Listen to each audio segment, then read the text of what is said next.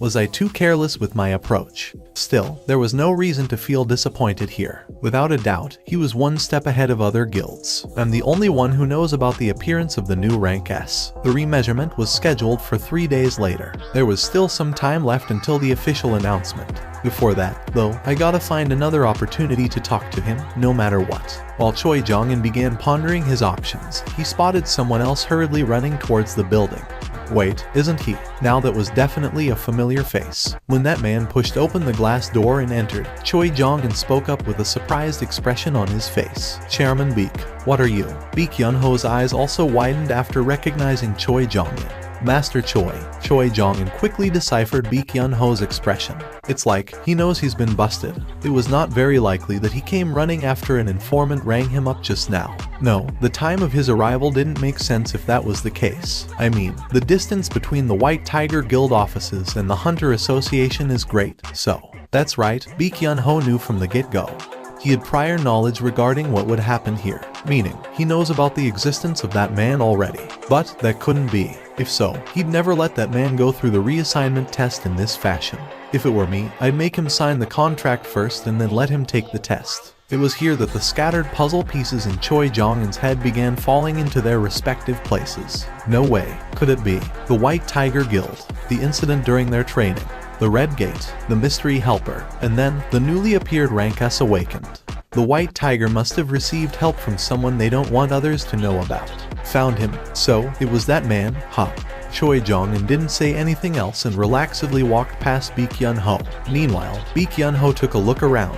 He couldn't spot Jin-woo anywhere. Am I too late? Beek Yun-ho could only look on at the distancing back of Choi Jong-in and softly sigh. Who knew that the Master of Hunters Guild would be at the Hunters Association?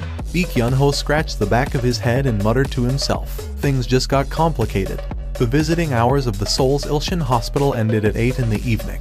Are you the guardian of the patient Park Kyoung-hai? That's correct. You can go and see her. Are you aware of the visiting hours cutoff time? Yes, I'm aware. Finishing his chat by the nursing station, Jin-woo quickly walked to the patient ward his mother was in. Thanks to his hurried steps, he arrived there not too long afterwards. Jin-woo opened the door and entered the ward, and quietly sat down on the chair next to the bed his mother was lying in. She seemed to be in a deep slumber. With her like this, it's like she'd wake up at any moment now. A slumber that no one could wake up from. It was a new type of illness that appeared with the advent of the gates. I heard from someone that this hospital alone has over 10 patients suffering the same illness. I'll save you. Mom did her best to stabilize the family when his father went missing. Even though she never enjoyed robust health. Ending his definitely not short visit, Jin-woo wordlessly walked out of the ward and carefully closed the door behind him. And when he turned around to leave, he got to spot a familiar face standing in the corridor. On that day, it was you who killed the monsters in the dual dungeon, wasn't it? A low and think, manly voice, sharp, scary eyebrows. He was none other than Woo Jin-cheol from the monitoring division. Jin-woo didn't reply. There was no reason to, nor did he particularly feel like it, either. Instead, there was something else he wanted to ask. How did you find out that I was here? I tried to guess the places you might head off to. I called the hospital and they informed me of your presence here. The association was paying for Mom's hospital fees, after all. Well, that's going to change soon. Did you seek me out just to ask me about that day's events? No, I did not. Well, then, how can I help you? There is someone who'd like to speak to you. Would you mind accompanying me for a little while? Is that an order? No. He then deeply bowed his head, his voice sounding much more serious than before. I'd like to ask you for this favor. Jin-woo didn't expect Woo Jin-cheol, with his fearsome countenance and all, to assume that kind of attitude. Jin-woo pondered a little, before deciding to find out who wanted to meet him first. Who wants to talk to me? It's the president of the Hunters Association, Go Gun-Huey. Woo Jin-cheol then pointed towards the corner behind him and spoke. The association president is currently here. The heaven above heaven.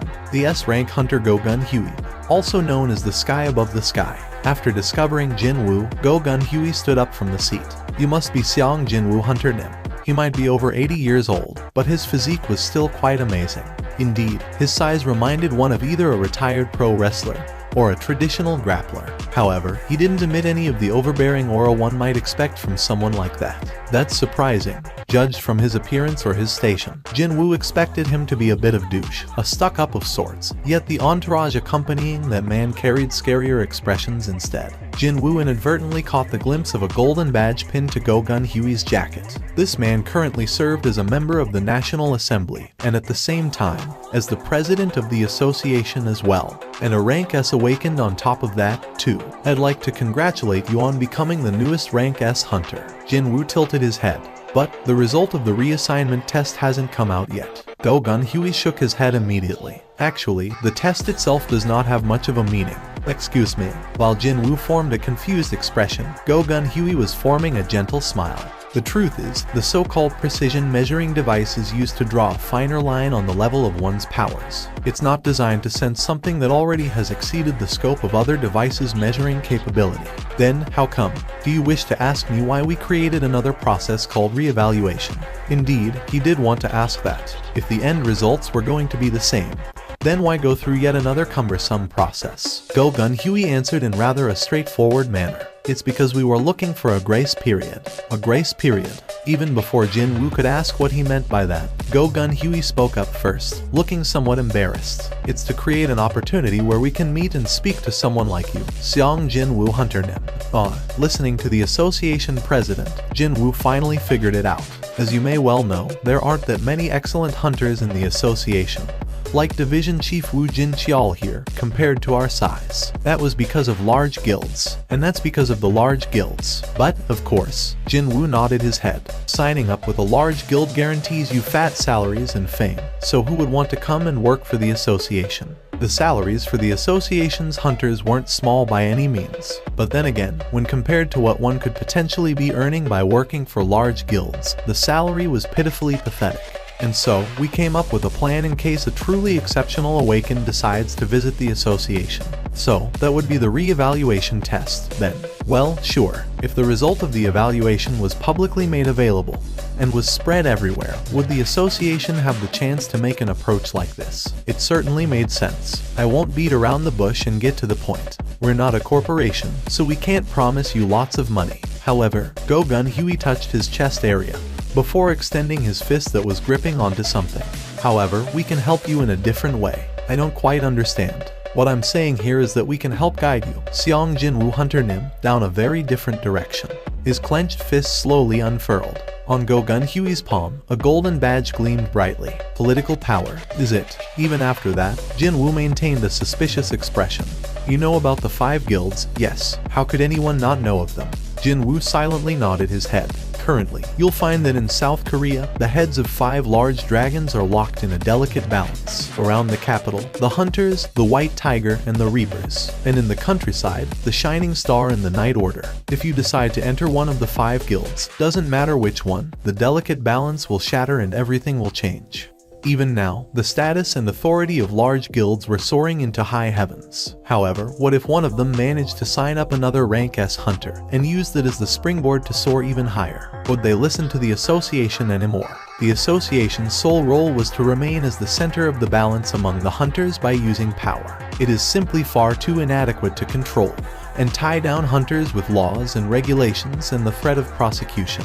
Jinwoo too thought like that before. Monsters found in dungeons weren't the only monsters out there. Hunters were also, in a way, monsters. If one were to look only at the strength aspect, then hunters were far more dangerous monsters than regular monsters found in dungeons. That is why the association exists. Go-Gun Huey's expression became far more grave. And the association needs your help, Seong Jinwoo Hunter Nim. For the first time in a long while, Go-Gun Huey was feeling nervous and expectant at the same time, as he asked the next question in a soft but firm voice. What will you choose, Hunter Nim? That wasn't a bad suggestion. If Go-Gun Huey were to lend his support, then even the most average guy would be on the fast track to success. The National Assembly, the government, the Hunters Association, and even the mass media. Too, it'd be very hard to find a sector that Go-Gun Huey's reach did not extend to. Not only that, if the person receiving that support just so happened to a rank S hunter, I can't even imagine how far a person like that would climb up. All of a sudden, Jin-woo pictured himself sitting right next to the member of National Assembly Go Gun-hui while kitted out in a super dope designer business suit. His heart palpitated ever so slightly. Such an opportunity wouldn't come knocking every day, right? However, there was one important thing missing from that scenario. If I sign up with the association, I won't be able to increase my level. The higher-ranked hunters working for the association never participated in raids at all. Their main role was to deal with other hunters, not to hunt down and kill monsters. Jin-woo eventually opened his mouth. And sorry, Go Gun-hui's expression hardened immediately. I thought I saw determination fill up his face just now. Was I mistaken? He couldn't hide the disappointment in his face. In the end, the ambition of the man named Seong Jin-woo was only about this much. Go Gun-hui wasn't lying about lending support for the other path. Actually, he was thinking of something even greater. A new rank S to appear in 2 years. Go Gun-hui was thinking of keeping this youth close and teaching him the ropes, and if the kid showed promise, groom him to become the next successor. Because a powerful figure was needed to support the association when he was gone. Meaning, Go Gun-hui was planning to hand over everything he had. However, for the result to be like this, how laughable I am. Go Gun-hui took away the golden badge and asked in a dejected voice, "Is it because of money?" Jin-woo replied right away, "No, it is not. I want to fight." Jin-woo's unhesitating reply smacked the back of Go Gun-hui's head. What did he say? It definitely felt like he got sucker punched just now. Did you mean that you want to fight against the monsters? That's correct. Jin-woo didn't bother with unnecessary explanations and spoke frankly. I want to enter gates and hunt down monsters. I believe the place I belong is inside dungeons. How can this be? Go Gun-hui's eyes widened. A man like him standing on top of many others knew whether someone was telling the truth or lying through their teeth simply from the light emitting from their eyes. The position he occupied could only be reached by possessing such a skill, after all. That was why Go Gun-hui knew it. Those eyes. He's being dead serious. Go Gun-hui's own eyes staring at Jin-woo did a 180. How long has it been since I felt this? By the time Go Gun-hui had awakened, his body was already too old. That was why, instead of fighting against monsters, he looked for other things he could do instead. By using the money he got from selling his company, he established the Korean Hunters Association, gathered hunters, and with his fame serving as the foundation, he marched straight into the National Assembly, and even had a hand in creating laws that governed hunters. However, there was this lingering regret in his heart that would never go away, even though he worked tirelessly all this time. If only I was younger by 20, no, 10 years, I'd been. Go Gun-hui pressed his hand on his chest. His heart that threatened to quit at any time was pounding quickly, rather noticeably, now. My heart can still make a noise like this. The rhythmic beating of the heart felt good. On the other hand, Jin-woo was tilting his head. Isn't this strange? He refused the suggestion of Go Gun-hui, fully preparing himself to be at odds with the association in the process. Yet the president seemed to be happy about something. Instead, my younger sister is watching the house alone, so I should get going now. Thank you for your time. Go Gun-hui got up along with Jin-woo and pulled something out from his inner pocket. And, please take this. It was a business card. If you require my assistance, don't hesitate and give me a call. Go Gun-hui was smiling brightly. Phew. While letting out a sigh, Go Gun-hui plopped down on the chair. Are you alright, sir? What an enjoyable meeting this had been. A first in such a long while. Go Gun-hui sat there smiling for a long time, before turning to his paw and handed out an order. Clear the schedule for the rest of the day. But, sir, the meeting with the ministers. Cancel them all. Go Gun-hui chuckled to himself. I do not wish to waste this good feeling on those small-minded idiots. He wished to retain this lingering feel-good attitude for today, at least. How about having a drink with me today? At this quite unexpected suggestion, Woo Jin-cheol could only form an awkward smile. I'm not very good with holding my liquor, sir. Will that be fine with you? I didn't take you for a person like that. Go Gun-hui playfully clicked his tongue. Haven't you heard of the old saying about the cup size of a man's drink determining the extent of the world he can make his own?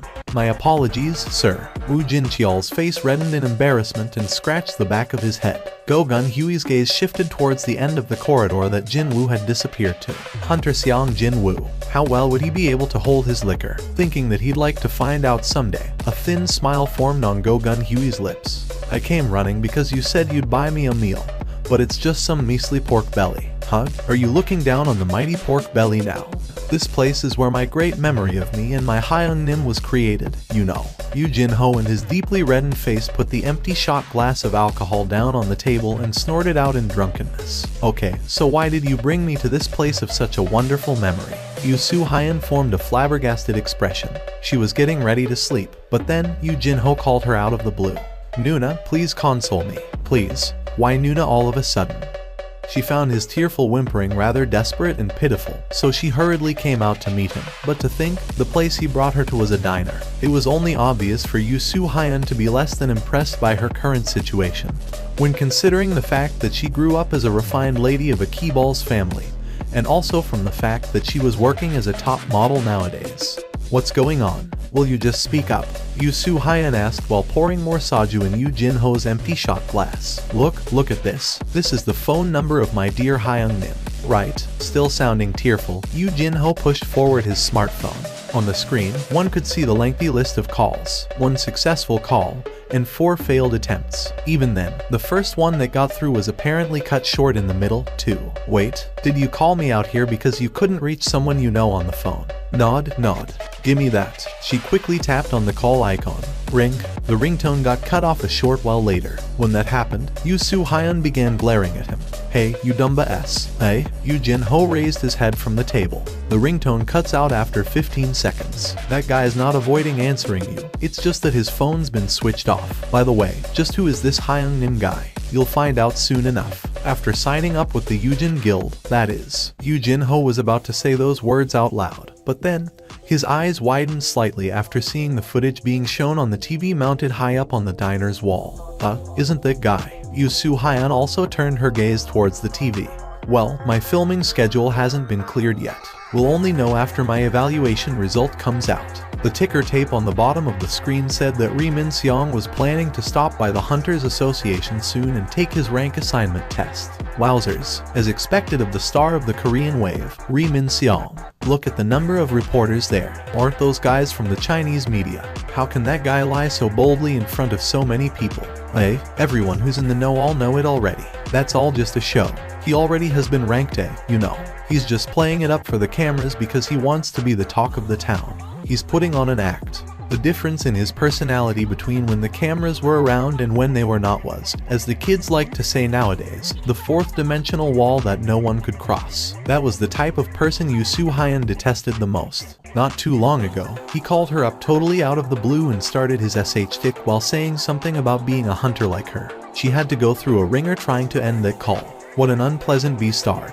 Even before he had awakened, he was infamous for his incredible arrogance. But now that he was about to become a rank hunter, how bad would it get now? There were 2 more days to the reassignment test. He decided to gather more information on the artifact trade during this time period, so he switched on his computer.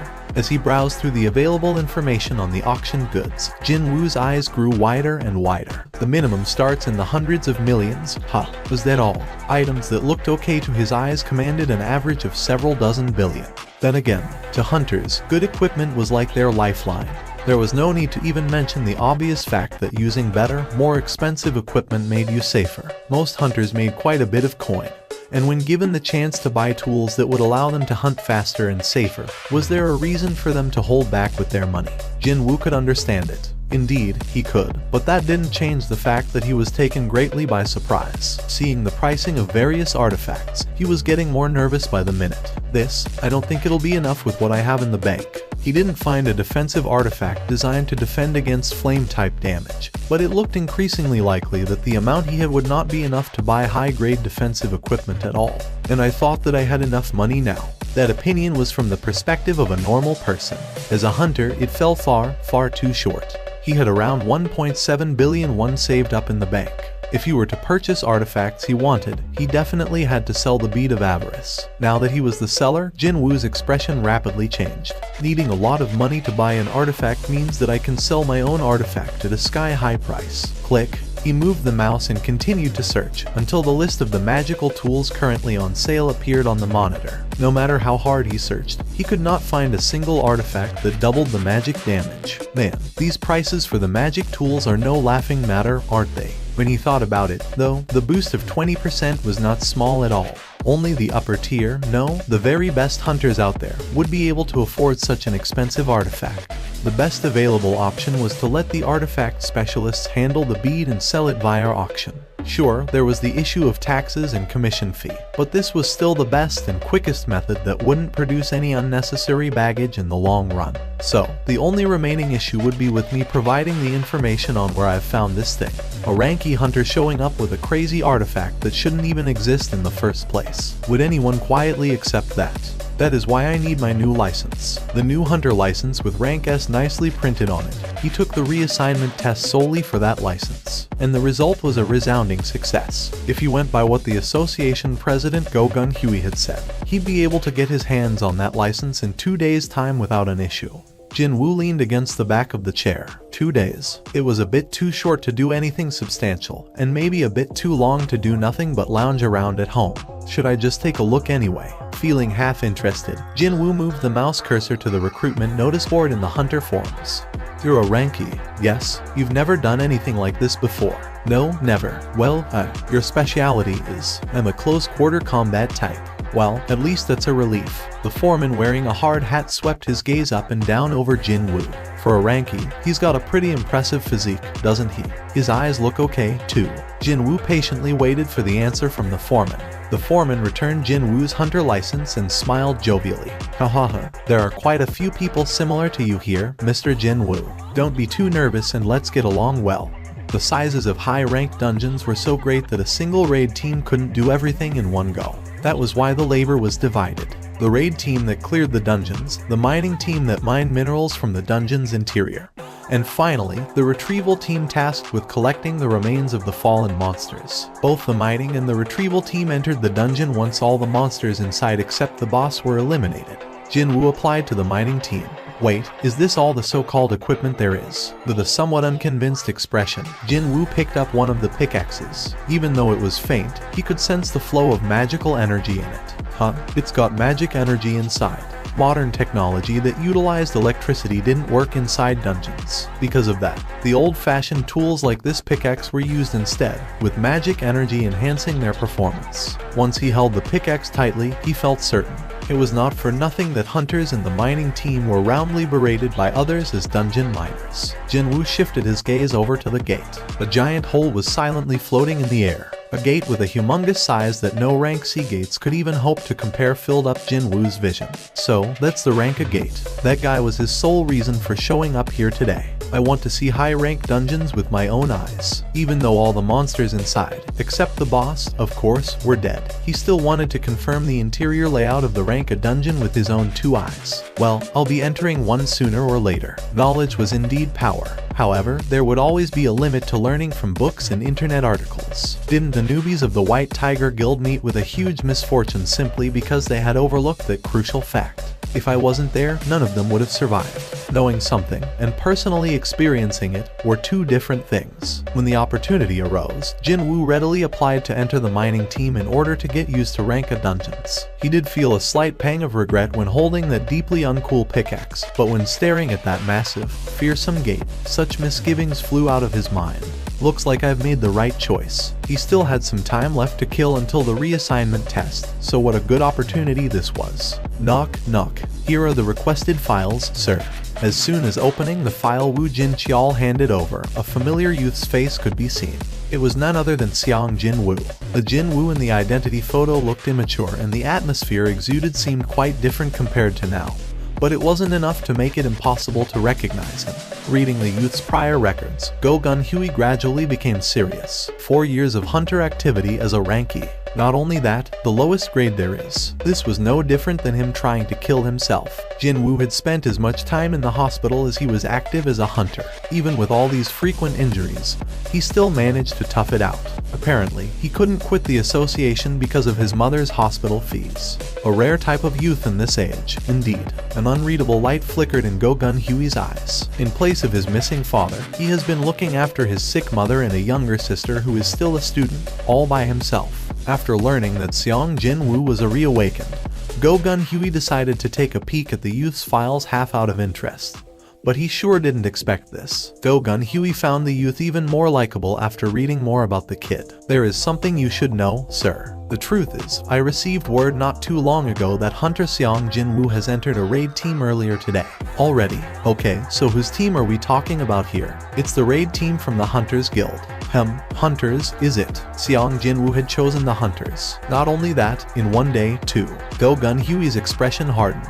Could he have been just all talk, and he got tempted by the massive contract signing fee of the Hunters? If so, what a disappointing turn of events this was. Well, he was feeling genuinely moved for the first time in a long while after meeting a hunter worthy of that job title. However, when thinking back to the attitude the youth carried from yesterday's meeting, as well as the information Go Gun Huey had read just now, Seong Jin Woo definitely did not look like someone who'd change his mind with a flip of his hand.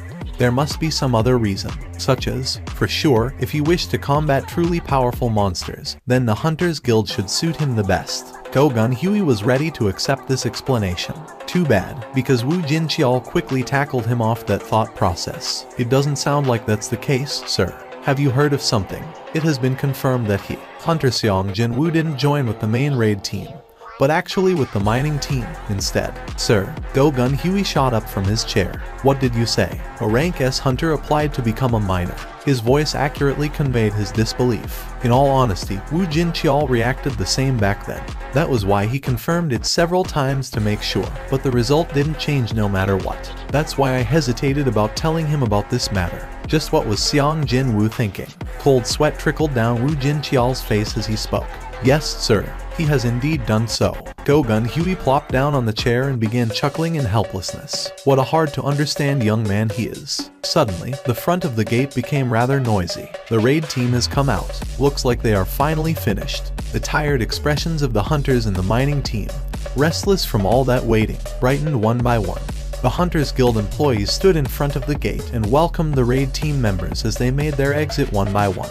The term raid team as used in the field seemed to refer to the members belonging to the guild's main assault force. So, these people are the country's best assault force, studying the faces of each and every upper rank, no, the very highest ranked, hunters walking by. Jin Woo's eyes sharpened considerably. He spotted a familiar face among them, Choi Jong-in, the leader of the Hunters Guild, and a rank S mage-type hunter. Jin Woo pulled the hard hat lower to hide his face, figuring that things might get complicated if Choi Jong-in recognized him here. Thankfully, there were many hunters wearing a similar get-up as him nearby, so Jin Woo was able to blend in just fine. And so, as he stood amidst the miners and silently studied the members of the country's very best assault force, Jin Woo began thinking that, are they really the true elites of the Hunters Guild? He was feeling quite incredulous inwardly. Quite contrary to his initial expectations, it was hard to find a single hunter with a really powerful aura, as befitting of the nickname Ultimate Weapon. Jin Woo could sense an enormous amount of magical energy from Choi Jong-in. But besides that guy, not one was worthy of mention. But then, no one told him to do so, and there was no sound attracting him, yet Jin Woo's head instinctively swiveled back towards the gate. And then, he gasped out in surprise. How can this be? There was a woman with a short hairstyle relaxedly walking out from the gate. The very first things that caught his attention on her makeup-less face were a pair of large and clear eyes. Next up, her clean and pale skin, as well as her smoothly flowing neckline, also managed to attract his gaze. If there were 100 men, 99 of them would unhesitatingly praise her looks and call it beautiful. However, besides all that, what attracted Jin Woo's attention the most was not her looks but what was inside her. The power that was hidden inside her. From that expressionless woman, an incredible amount of magic energy was leaking out non-stop. At a bare minimum, she's on the same level as Choi Jong-in, or maybe even more than that. She possessed an aura that easily overwhelmed her surroundings. By the time his shock wore off and cold reasoning succeeded in driving his emotions out of his head, Jin Woo recalled this woman's name. She must be the only female rank S, Cha Hien, the top-ranked hunter who formed, along with Choi Jong-in, one of the core pillars of the Hunters Guild. I can't think of anyone else. Just how many women possessing such an aura existed in South Korea. Compared to her rarity though, Cha Hien's face wasn't all that well known. It was because she didn't enjoy being exposed to the cameras. And that was also why Jin Woo saw Cha Hien's face for the first time today as well. Wait, her face doesn't even look weird like in some rumors, so how come she hates being in front of a camera? Indeed, pretty much all ladies in their early 20s love taking photos. Sure, all those happen to be selfies, but still, perhaps his stare was too direct. Cha Hien's own gaze began shifting in Jin Woo's direction. Stealth shouldn't be necessary here, right? Jinwoo easily hid his presence. Cha-heen continued to scan the area Jinwoo used to stand before tilting her head slightly. What was that? I thought I felt a really strong presence just now. Was she mistaken? Initially, she thought that the association president Go Gun-hui had stopped by at the operations area. However, that powerful presence disappeared completely as if it was a lie. Well, someone as busy as the association president wouldn't come unannounced, now would he? Too bad for her. The cost of her misunderstanding was rather great. Because she was searching after the hint of that strong presence, she had to focus her senses, and that meant the heavy odor several times worse than normal assaulted her nose. Yuck. As usual, Cha-heen pulled out a handkerchief to cover her nose, and while tottering around somewhat uneasily, escaped from the cordon of hunters. Her perception is better than I thought. Jinwoo let out a sigh of relief while watching Cha-heen's distancing back. With her exit, all the raid team members had come out of the gate. Having been waiting with bated breath for this moment, the foreman of the mining team B Yun-seok turned around to face his boys. He clapped his hands loudly and spoke up with a bright voice. Well, it's our turn now, so let's all do our best. The unique nature of the job meant that the retrieval team would have to enter first, followed by the mining team. Jinwoo stood in front of the gate. There's a breeze inside this dungeon. Jinwoo raised his head. As soon as stepping inside, he sensed an ominous wind blowing in from the deepest part of the cave-like dungeon. Suddenly, he felt a chill run down his back, and at the same time, Jinwoo realized the identity of this mysterious wind. It's no normal wind, is it? No, this was a ripple caused by the magic energy. The powerful magic energy emitted by the boss of this rank A dungeon was physically touching Jinwoo's body. Considering that the rank S dungeons were incredibly hard to find, even in the entire world, the owner of this magic energy could very well be the highest leveled monster Jinwoo could realistically meet. It was then, tap, a guy coming inside the dungeon bumped into Jinwoo's shoulder. Aye, come on, man. Walk faster. A man named Lee Seong-gu frowned deeply, the words flying out of his mouth sounding sullen. The interior of the rank A dungeon was huge. There was plenty of space to go around the person in front. However, Lee Seong-gu found this newbie who stood there unmoving not to his liking at all. So, he figured he'd embarrass the kid or something by bumping into his back. But, what the FCK is up with this guy? He's like a DMN concrete pillar. When he ran into the newbie's back, it was him who got bounced away instead. Lee Seong-gu flinched and took a step back. It was as if a dangerous light was emanating from Jinwoo's eyes just then. While being pressurized by an aura that robbed away his breaths, Lee Seong-gu began panicking greatly. Lee Seong-gu stuttered before managing to squeeze his voice out.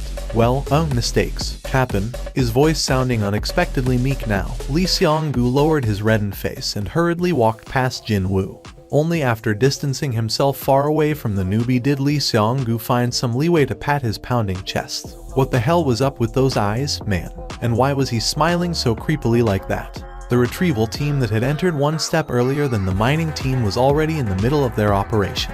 And that would be to drag a corpse of a huge monster outside using the ropes tightly tied around it. 1, 2, 1, 2. The physical strength of the close-quarter combat type hunters was excellent to begin with, so they didn't require help from specialized tools to smoothly carry out their work. Jinwoo imprinted every step of a high-ranked dungeon's conquest into his brain.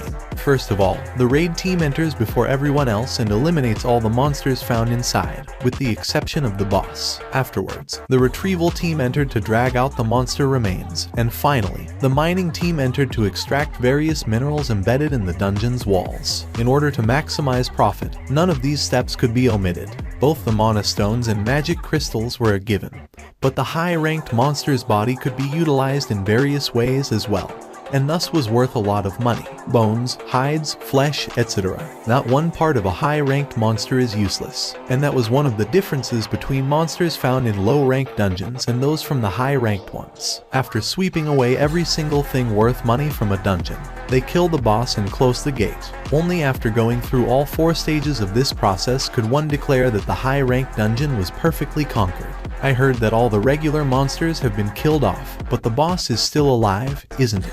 That's right. Well, if the boss dies, the gate will close down, after all. His answer implied that, until the retrieval and mining operations were completed, the boss could not be hunted down. What if the boss comes out of the boss room? Well, such a case is almost non-existent, but in that case, everyone remaining inside would be dead meat. Now that would be an obvious result. The raid team exiting from the dungeon would take an extended break until the boss raid. and quite obviously, the hunters in the mining team or the extraction team didn't possess enough power to fight against the boss of a ranked dungeon. However, the commonly accepted belief was that, before the dungeon break occurs, the boss would almost always remain inside the boss room. Perhaps that was why there was no trace of fear on the foreman's expression. But, such a horrifying monster is not too far from us. You aren't even remotely scared. Not at all. The foreman B sounded confident. In the last 3 years I worked for the Hunters Guild. Not once was there an incident similar to that. So, you can rest easy, Mr. Xiang.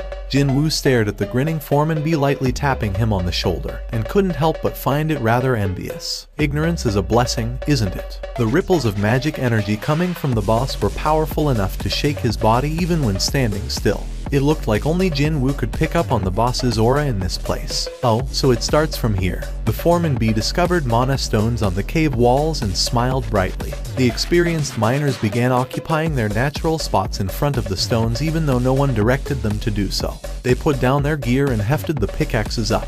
Jin Woo too stood towards the end of the cavern wall filled with mana stones. So, am I supposed to just strike down?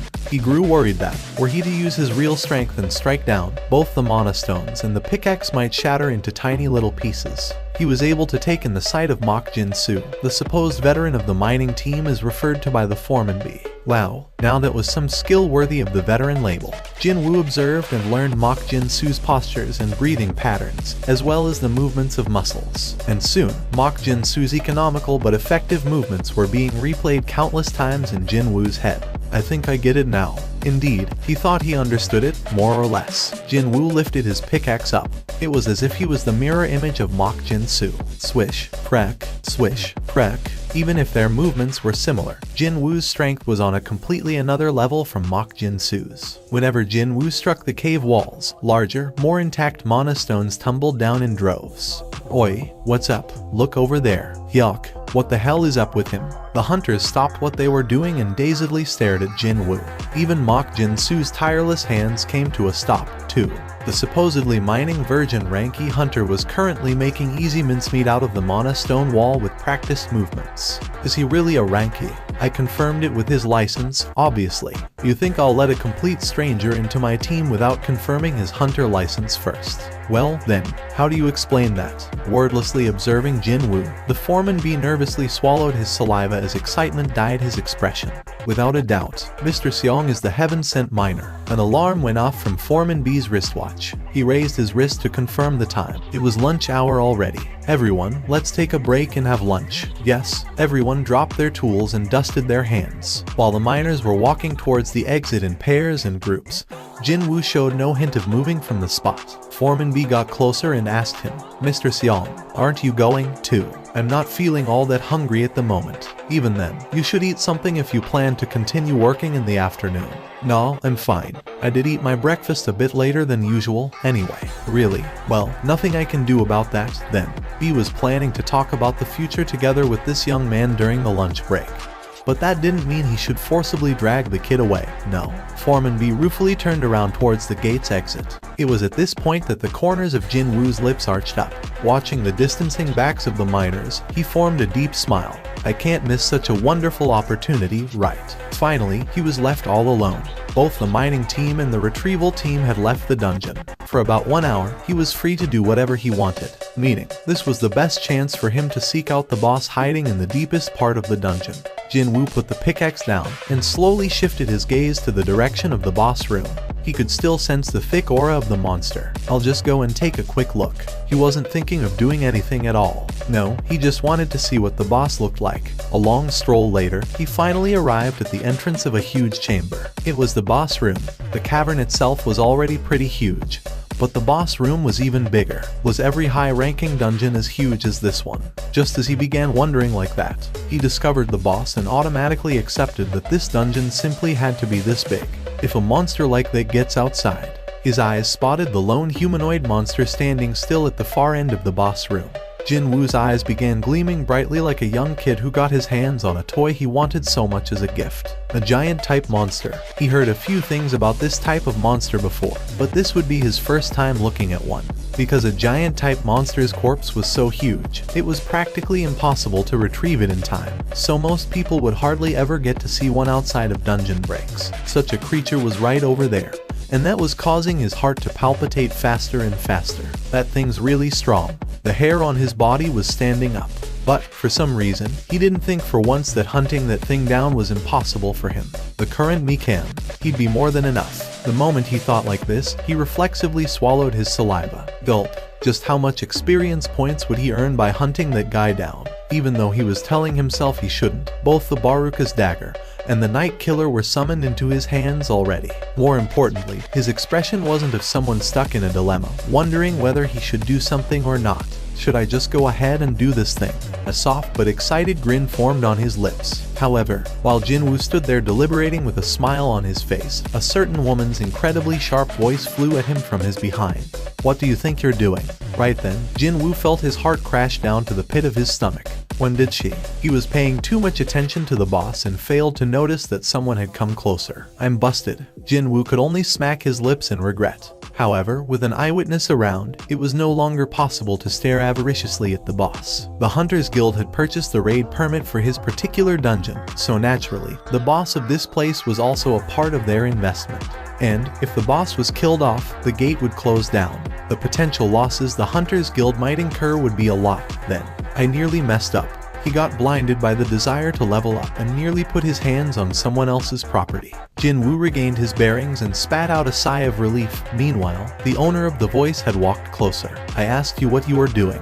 Jinwoo formed an embarrassed smile and turned around to face her. I got lost and ended up here. You got lost? She sounded flabbergasted. Only then did Jinwoo confirm who the owner of the voice was. Huh? Isn't she? He saw that face just before entering the dungeon, didn't he? It was none other than the rank S hunter Cha Hyun. As Cha Hyun slowly closed the distance, she carefully scanned both of Jinwoo's hands. I definitely saw him holding weapons just now. Though, was she mistaken? Whatever the case might have been, they had disappeared without a trace. Cha Hyun's gaze scanned the entirety of Jinwoo, up and down. A hard hat and a worker's overall. Is he from our mining team? She honestly believed him about getting lost here. She didn't know how he got this far, but well, the boss room was a very dangerous place to hang around.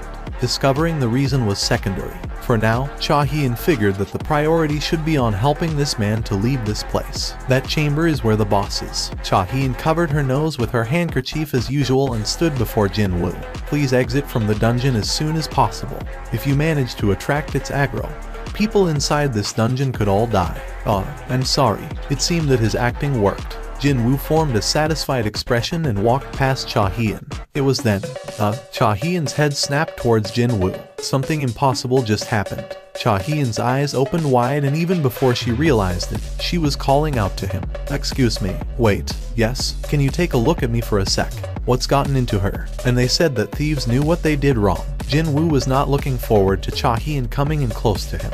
Too bad. She was already standing right in front of his nose. What's the matter? He asked with a troubled look on his face, but she didn't answer and simply proceeded to lightly breathe in the air near him. She had already put away the handkerchief covering her nose. What's going on here? Jinwoo failed to understand why she was doing this. Wait, why is she suddenly smelling me? However, the state of confusion Cha Hyun was going through at the moment was several times greater than his. There is no stink coming from him. This would be her first time meeting another hunter that didn't stink. Cha Hyun's surprised eyes stared at Jinwoo, and a question mark floated above Jinwoo's head as his reply. Is there some kind of a problem?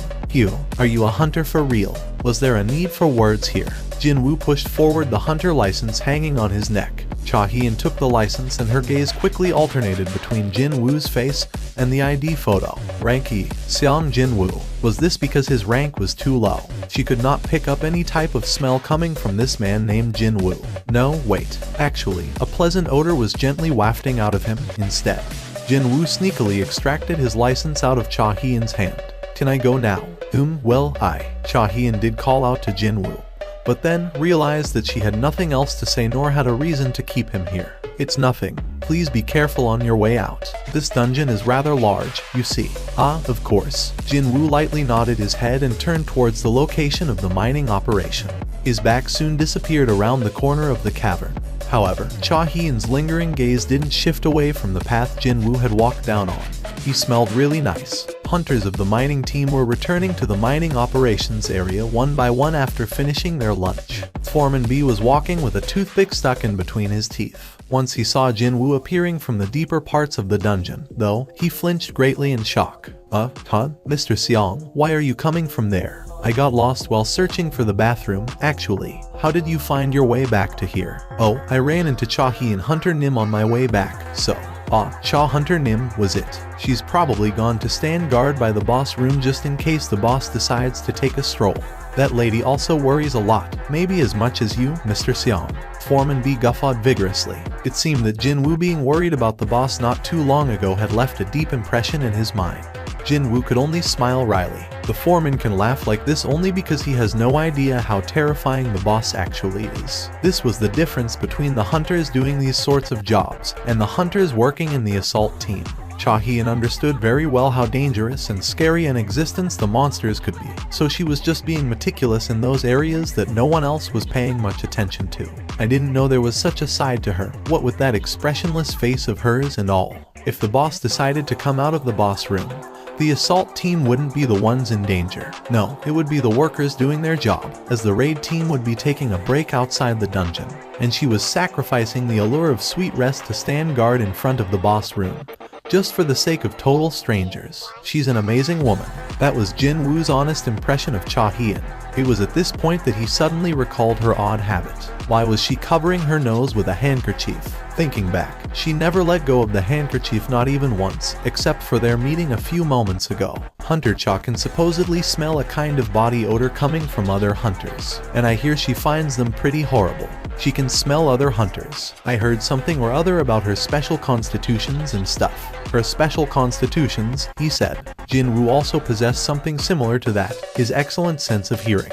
Even from his early years, his hearing could be considered better than average, but once he awakened, it developed even further. I heard that she finds it really hard to breathe near other hunters because of the stink. Was that why? Asking me if I was a hunter. Was it because, unlike other hunters, he didn't smell at all? Back in the Red Gate, the leader of the White Phantoms said something similar. Every one of us can hear a certain voice repeating itself in our heads. It tells us to kill humans. However, I can't hear that voice when I'm looking at you. Wasn't this a bit similar in context with what that creature told him? He didn't have the hunter-specific stink, and they couldn't hear the voice telling them to kill him.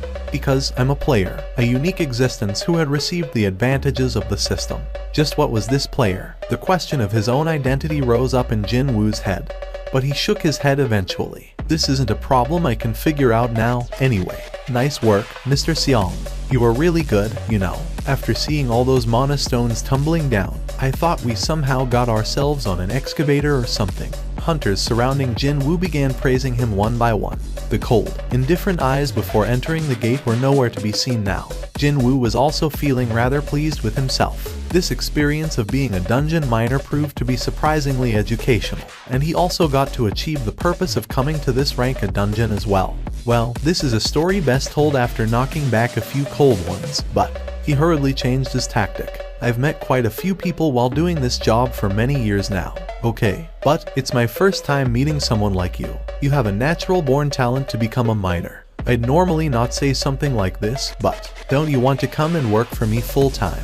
I will definitely not treat you poorly, you see. This young man named Seong Jinwoo, even though today was his first day as a miner, he managed to outperform the veterans by 3-4 times the amount. If he couldn't hold on to such outstanding talent, wouldn't he be a failure of a foreman? He was even thinking of discussing the matter with the person in charge and have Jinwoo's wages paid separately from others. That was how badly he wanted to reel in this young man. Too bad, Jinwoo remained resolute. Thank you for your kind words, but actually, I'm getting ready for something else at the moment. What about tomorrow, then? Can you come to work tomorrow as well? Tomorrow? Actually, he didn't have anything else planned for tomorrow. The re-evaluation was scheduled for the day after, too. Still, was there a reason for him to take another mining job now? He already got to learn the process of the dungeon conquest, and he even got to witness the rank of boss, too. However, wait a minute. Just as he was opening his mouth to voice his refusal, a new question quickly entered Jinwoo's mind. Does that mean Hunter's Guild will go on another raid tomorrow? That's right, and that one's also a rank A. But is that even possible? They finished the raid today. Normally, a raid team would take about a week off after finishing up a raid. And this raid only started from yesterday afternoon, which meant the elites of the Hunters Guild were raiding this dungeon for 2 days in a row, yesterday and today. And by the time they kill the boss after the retrieval operations finally end, it'd be the early dawn. Naturally, Jinwoo couldn't understand how there would be another raid tomorrow. When Jinwoo displayed a hint of interest, Foreman B also got more enthusiastic. You see, Assault Team B will be stepping forward tomorrow, not Team A. Assault Team B. Could it be that they were thinking of clearing a dungeon with a backup team? And this is precisely the power of the Hunters Guild, you see. I mean, we are probably the only guild in entire South Korea who can conquer dungeons with 2 different teams. Foreman B sounded quite proud, then. From Jinwoo's declaration that he'd come tomorrow, Foreman B felt like he had gained a powerful, trustworthy ally, and he was filled up with lots of confidence. Mr. Seong, you made the right choice. Foreman B's mustache quivered as he formed a blindingly brilliant smile. And then, to make sure that Jinwoo's mind wouldn't change overnight, he even came up with an unprecedented offer, too. I'll have a good chat with the person in charge, and make sure that you get double the normal daily wages tomorrow. Will that be okay? Of course. You think I won't be able to do that much for you, Mr. Seong? Foreman B confidently pounded on his chest. Late at night, Cha Hyun was tossing and turning in her bed. Why is he different from others? Occupied by various thoughts regarding the man she met back in the boss room, she couldn't fall asleep at all. After awakening her abilities roughly 2 years ago, she ran into many hunters, but there had never been an exception.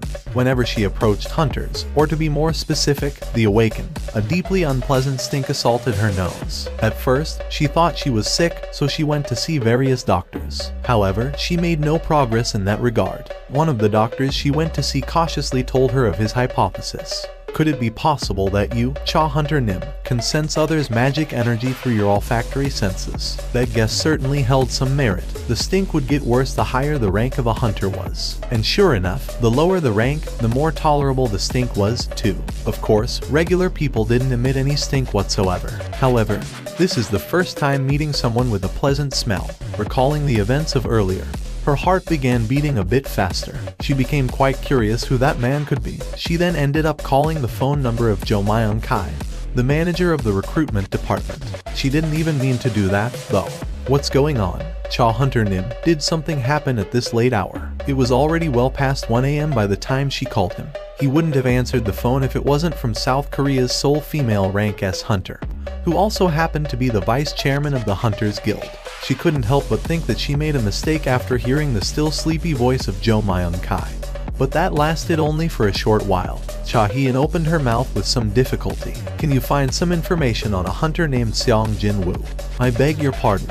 Wait, are you talking about the ranky hunter currently working for the association? Cha Hyun was taken in by a huge surprise. Jo Myung Kai was none other than the man in charge of recruiting in South Korea's best guild. So, why did a man like that remember the name of a ranky hunter? Do you know who he is? The thing is, actually, Chairman Choi has requested me yesterday to do the same thing as you have, you see. He asked me to uncover more information on that person. Chairman did that. Yes, miss. Do you know what's going on? Well, even I don't. So, what did you find out? A voice that was thick with a helpless sigh came out of the phone's speaker. I did my best to uncover more, but the association has placed a lockdown on his information. It's my first time encountering a situation like this, them blocking the flow of all information on a regular hunter. He's not even a top-ranked hunter, either. But why are you looking for him, Cha Hunter Nim? Is there something I should assist you with? No, it's fine. And sorry for calling you so late. Good night. Those were the contents of the phone call she made 3 hours ago. She worked up her courage to find out more about a guy, only for more questions to bubble up in her mind. A mystery hunter whose identity was being sought after by the leader of the Hunters Guild, while the association was doing their best to hide it. There's definitely something going on here. No, wait. There simply had to be something. She earnestly prayed for it. He could very well be the person to unravel the mysterious and special constitution that continued to torment her ever since she turned 21, 2 years ago, when she had awakened her powers. That man, can I meet him again? Could it be that she'd never get to see him again? She was beset with worry all of a sudden. Thankfully, Cha-hee recalled Seong Jin-woo's hard hat. She remembered that the hard hat and the overall he was wearing both spotted the emblem of the Hunters Guild. I remember now. He was in the mining team, wasn't he? Unlike her, who was the part of the raid teammate, the mining team would be working later today as well. If Seong Jin-woo hadn't left the mining team, then there was a chance that she could meet him again, even before the morning sun rose up. Jin-woo left for the meeting area first thing in the morning. It was different from yesterday, when he had some leeway, as he only joined the crew during the middle of the raid. Maybe I shouldn't have worried. He was worried about whether he was too early or not, but... Hey, Mr. Seong. Foreman B. Yun-seok greeted him first. Hey, it's Mr. Seong. Hey, man. This is a bit awkward. Jin-woo had been subjected to poor treatment ever since becoming a ranky hunter, so when he received such a warm welcome, he couldn't help be dazed somewhat. Still, he didn't feel bad about their honest reactions. Excuse me, Foreman B. Foreman B flinched and shuddered grandly from the voice suddenly coming from his side. Moving around without revealing one's presence was clear evidence of one's excellent skills. And as expected, the one Foreman B's resentful gaze was directed to was the leader of today's raid team, Son Kai-hoon. The thing is, our team's porter decided to not show up today. Looks like I'll have to borrow someone from the mining team. Foreman B's eyes went round in surprise. But why from my team? When you got the retrieval team with lots of strong people who can carry luggage better than us. As if he was waiting for that reply, the foreman of the retrieval team flew off his handle. My boys had to work overtime for 3 more hours just to finish our operation. They even missed dinner, too. But now, you want to use them as a porter, too. The reason why the retrieval team had to put in overtime while missing supper, because the mining team had finished their operation far too early. Well, it's true that we finished our operation, which should have normally ended around 7 in the evening. By around 5 o'clock, all thanks to Mr. Seong. When the foreman of the retrieval team glared daggers with veins popping up in his neck, Foreman B forgot what he wanted to say. Perhaps he thought that this would be enough of an explanation. Son Kai-hoon then addressed the miners. Is there anyone among you who wish to accompany the raid team? Once the raid is over, we will furnish you the additional hazard pay immediately. So Kai-hoon's pleading eyes darted from here to there, but no one stepped forward. Either they looked down on the ground, or stared at the heavens, deliberately avoiding meeting his gaze. That would be obvious, really. I ain't gonna risk my neck for a couple more bucks. Won't do it, even if you beat me up. The highest ranked hunter among the mining team was only a rank C, most of them were rank DS. Heck, they even had a rank E among them, too. However, the place Son Kai-hoon wanted to take them to was a rank A dungeon, seen as perhaps the most dangerous of the lot. Realistically speaking, the miners would still hesitate greatly even if the dungeon in question was rated B, yet it was an A. Even a gentle graze would kill these hunters in there. No, just stepping on the wrong spot would result in one's death. That dungeon was not a place where low-ranked hunters could survive. Sure, porters only had to lug around the raid team's gear, but still, compared to the job of mining, it was still far too dangerous. Is there no one? Son Kai-hoon's expression became more and more crestfallen. Who knew how much more time and effort he needed to waste in order to find another porter? Probably the whole morning, or even till the afternoon. Or, if he was really unlucky, then the entire day might go down the drain. This is going to be big trouble. It was at this point when his eyes met with a certain young hunter's. Unlike other hunters, this guy was staring right back at him. It was, of course, Jin-woo. While Son Kai-hoon was staring at him, Jin-woo too was slowly scanning that man's appearance. Isn't he a bit sharp for a tanker? Common sense dictated that the leaders of raid teams were tankers most of the time. Compared to other tankers, though, Son Kai-hoon was a bit on the lankier side. He was also quite tall, so, rather than a hunter, he looked more like a basketball player more than anything else. When Jin-woo took a step forward, he became the center of the attention. I'll do it. A ranky hunter wanted to enter an uncleared rank A dungeon. Pure pandemonium broke out. Upper rank monsters are waiting with bated breath inside, yet you wanna go in. Mr. Seong, what do you think you're doing? You still have a whole life ahead of you, so why are you risking it all for a measly few extra bucks? The members of the mining team surrounded Jin-woo in no time. That friend only started this job yesterday, so he probably raised his hand not knowing anything. What's his rank? His rank is too low, so how about going with someone else? It'll be far too dangerous to take that friend along with you.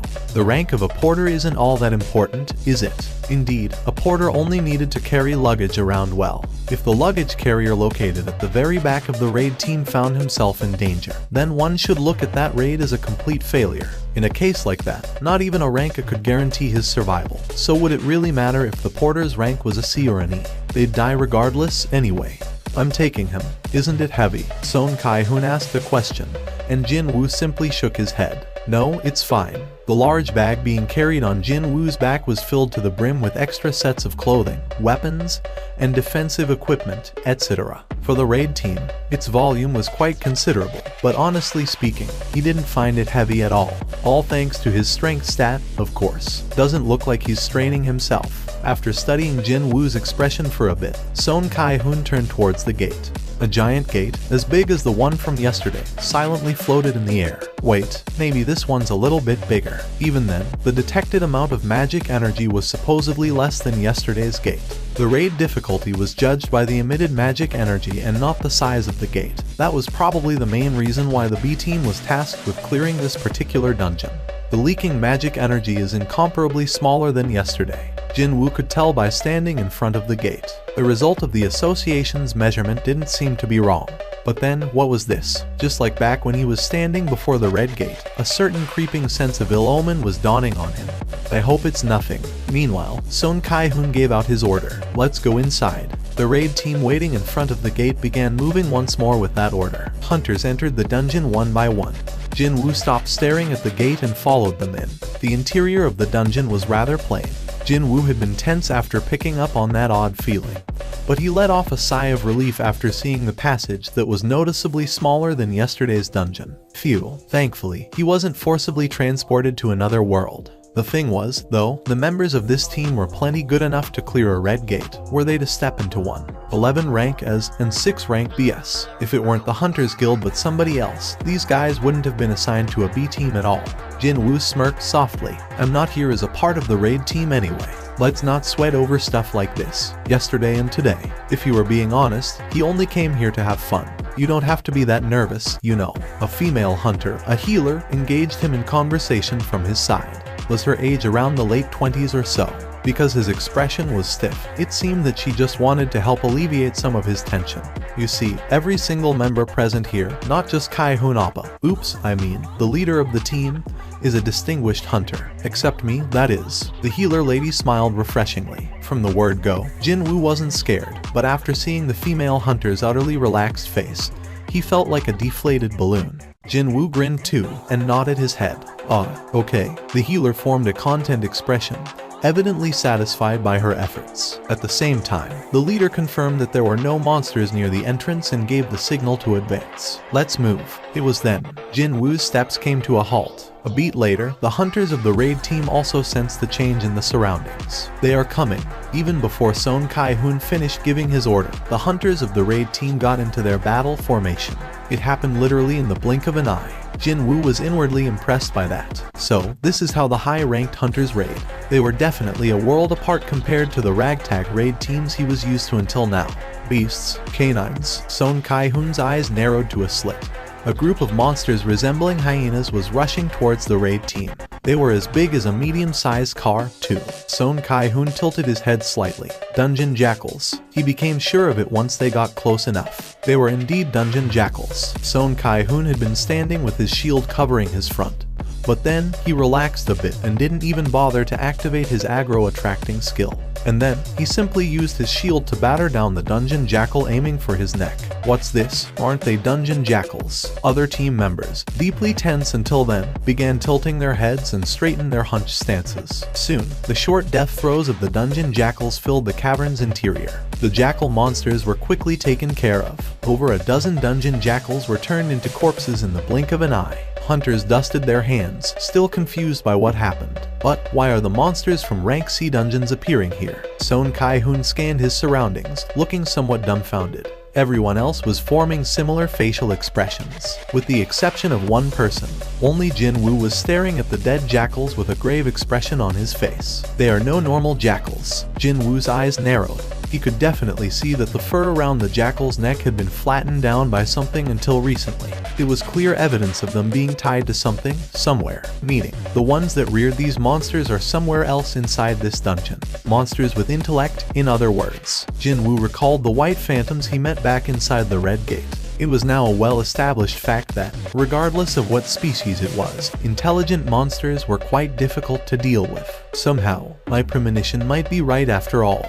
It was not a good omen, by any stretch of the imagination. From the deeper parts of the cave, he could hear the matched footsteps getting closer. The real enemies are coming. Jinwoo stood back up. Other hunters also belatedly realized something was wrong. Oh my god, get ready for battle. Son Kai-hoon forcibly squeezed his voice out. Finally, the real enemies revealed themselves from the darkness of the cave on the far side. The eyes of the hunters grew wide from shock.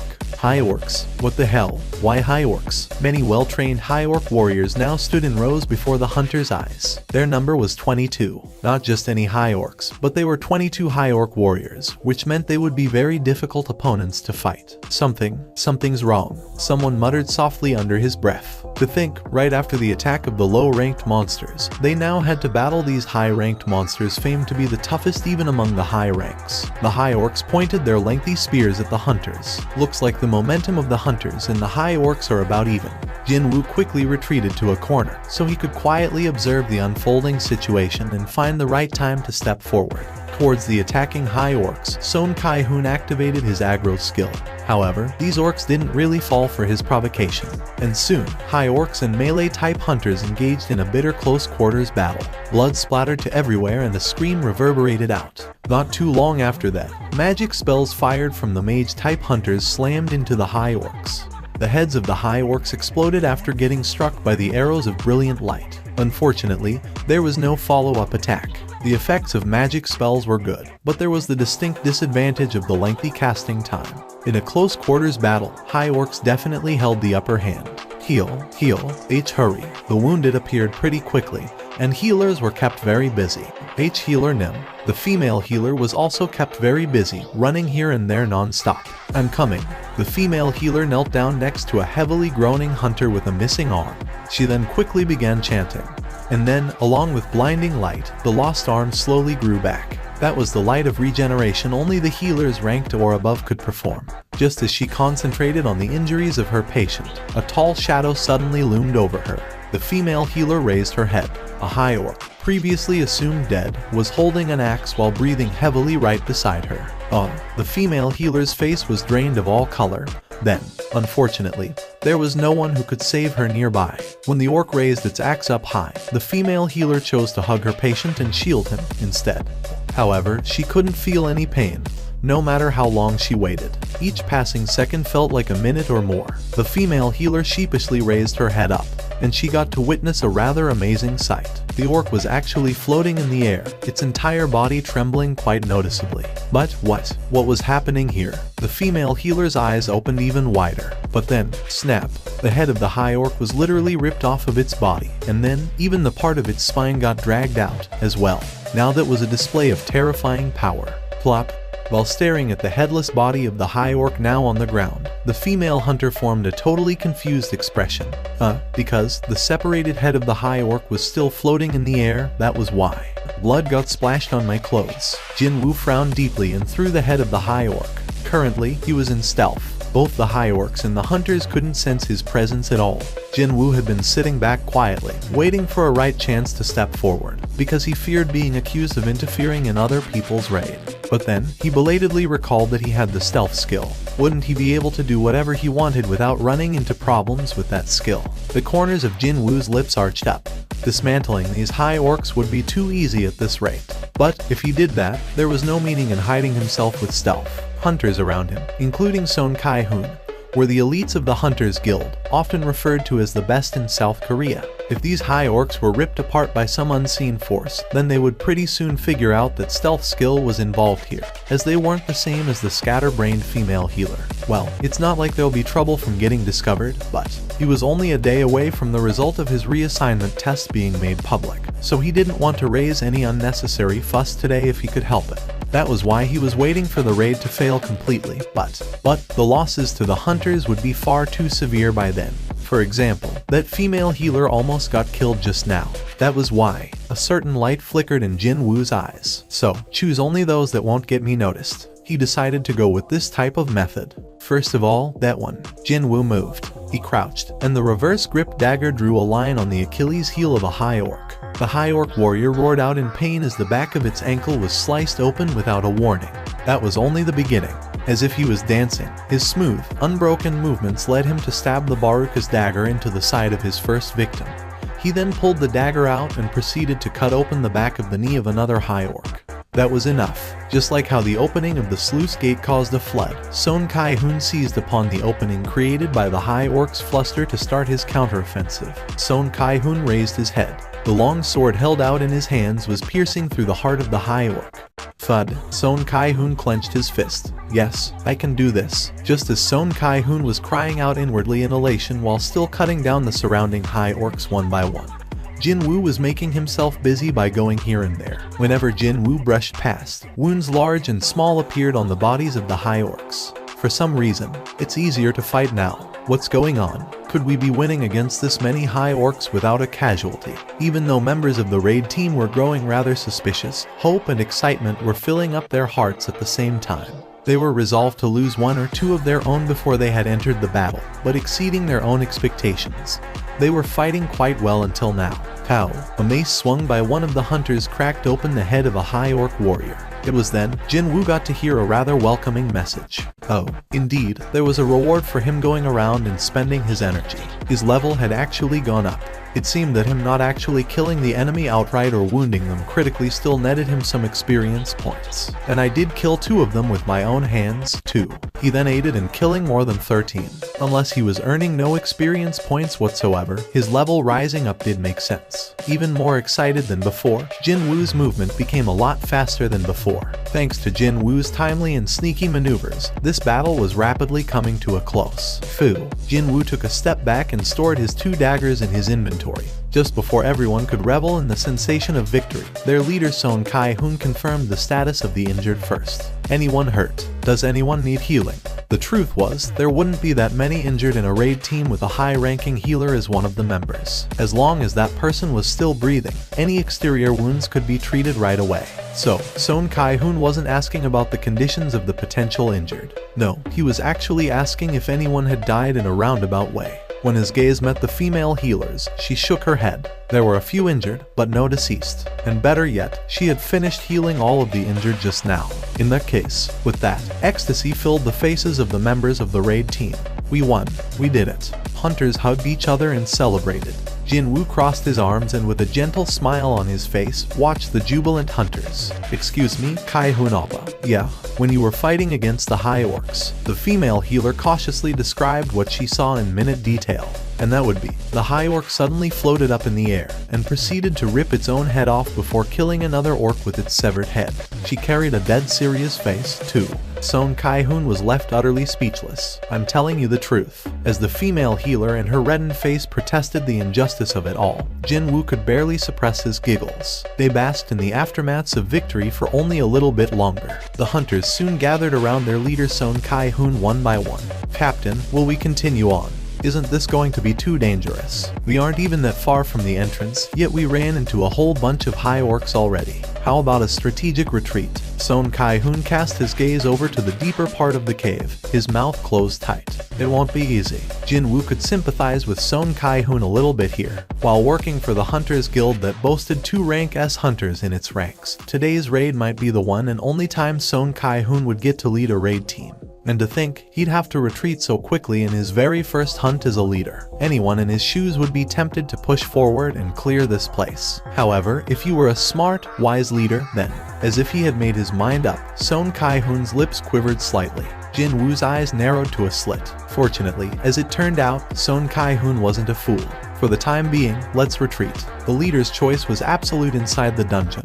The unspoken rule said that as long as one was a part of the raid team, one had to absolutely follow the commands of the leader. One used to say that. Before in war, insubordinate soldiers were executed right away, didn't they? In a certain way, dungeons were a far more dangerous place than any war zone out there. And so, the question of the team's survival or annihilation depended on who the leader was. Thankfully, Son Kai-hoon didn't disappoint his team members. After hearing his order to retreat, everyone lightly patted their chests. I was really worried that Son Hyung would insist on going till the end, you know. Son Kai-hoon grinned and slapped the person who said that on the shoulder. I'm not a blind idiot like that. I know that. But look here, Hyung. Look at my shaking hands. Jin-woo picked up the luggage and placed it on his back.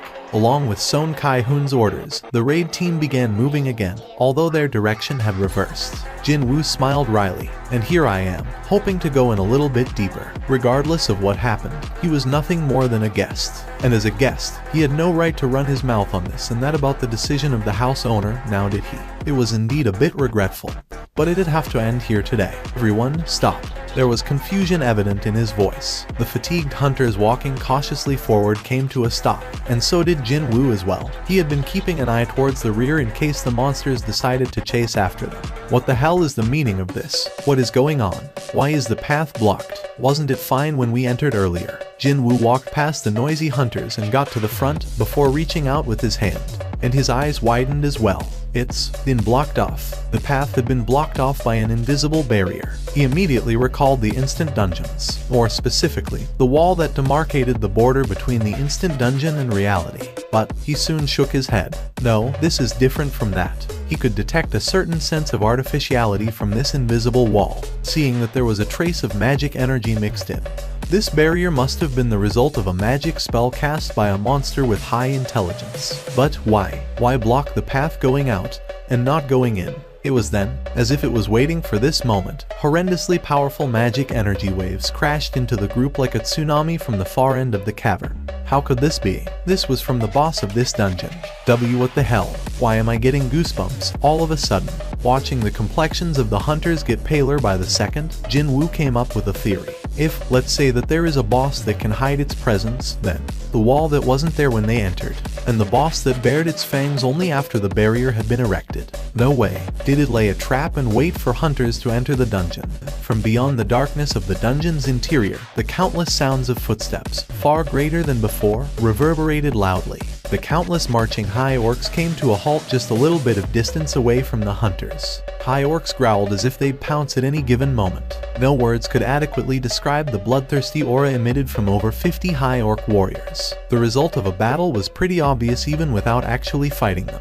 This is crazy. How can this nonsensical crap be? Hunters spat out long groans. They continued to retreat ever so slightly after feeling the enormous pressure, but too bad, their path was still blocked off. So, what would they do now? God damn it.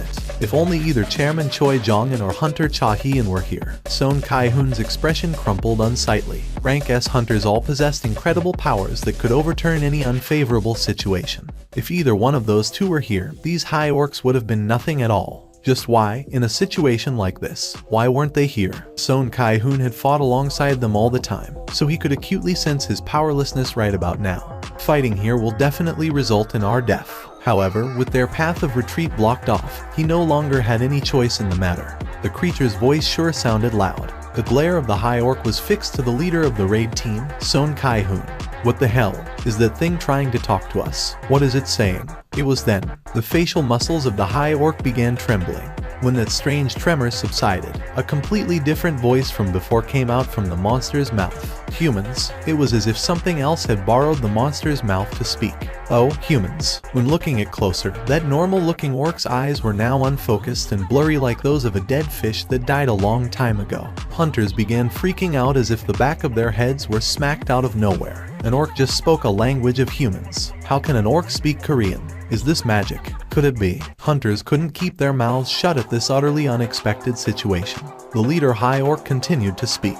I am Haru Galgan. I want to meet humans. Follow this one. A monster wished to speak to humans. There never had been any reports of such a case before. Facing this unprecedented event, not only Son Kai-hoon but everyone in the raid team fell into a state of pure confusion. Kai-hoon Hyung, I hope you ain't listening to the words of a monster. Please, you gotta ignore it. Kai-hoon, it's a trap.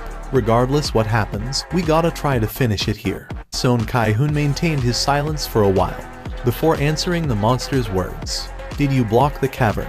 That's right, I am the proud High Shaman of the Orcs. My spells can't be broken by the strength of humans. Is there anyone stronger than you inside this cave? Who dares to oppose me? An incredibly loud roar exploded out from the High Orc and slammed into the eardrums of the hunters. When Son Kai-hoon's answer didn't come right away, the leader High Orc raised its large axe above its head.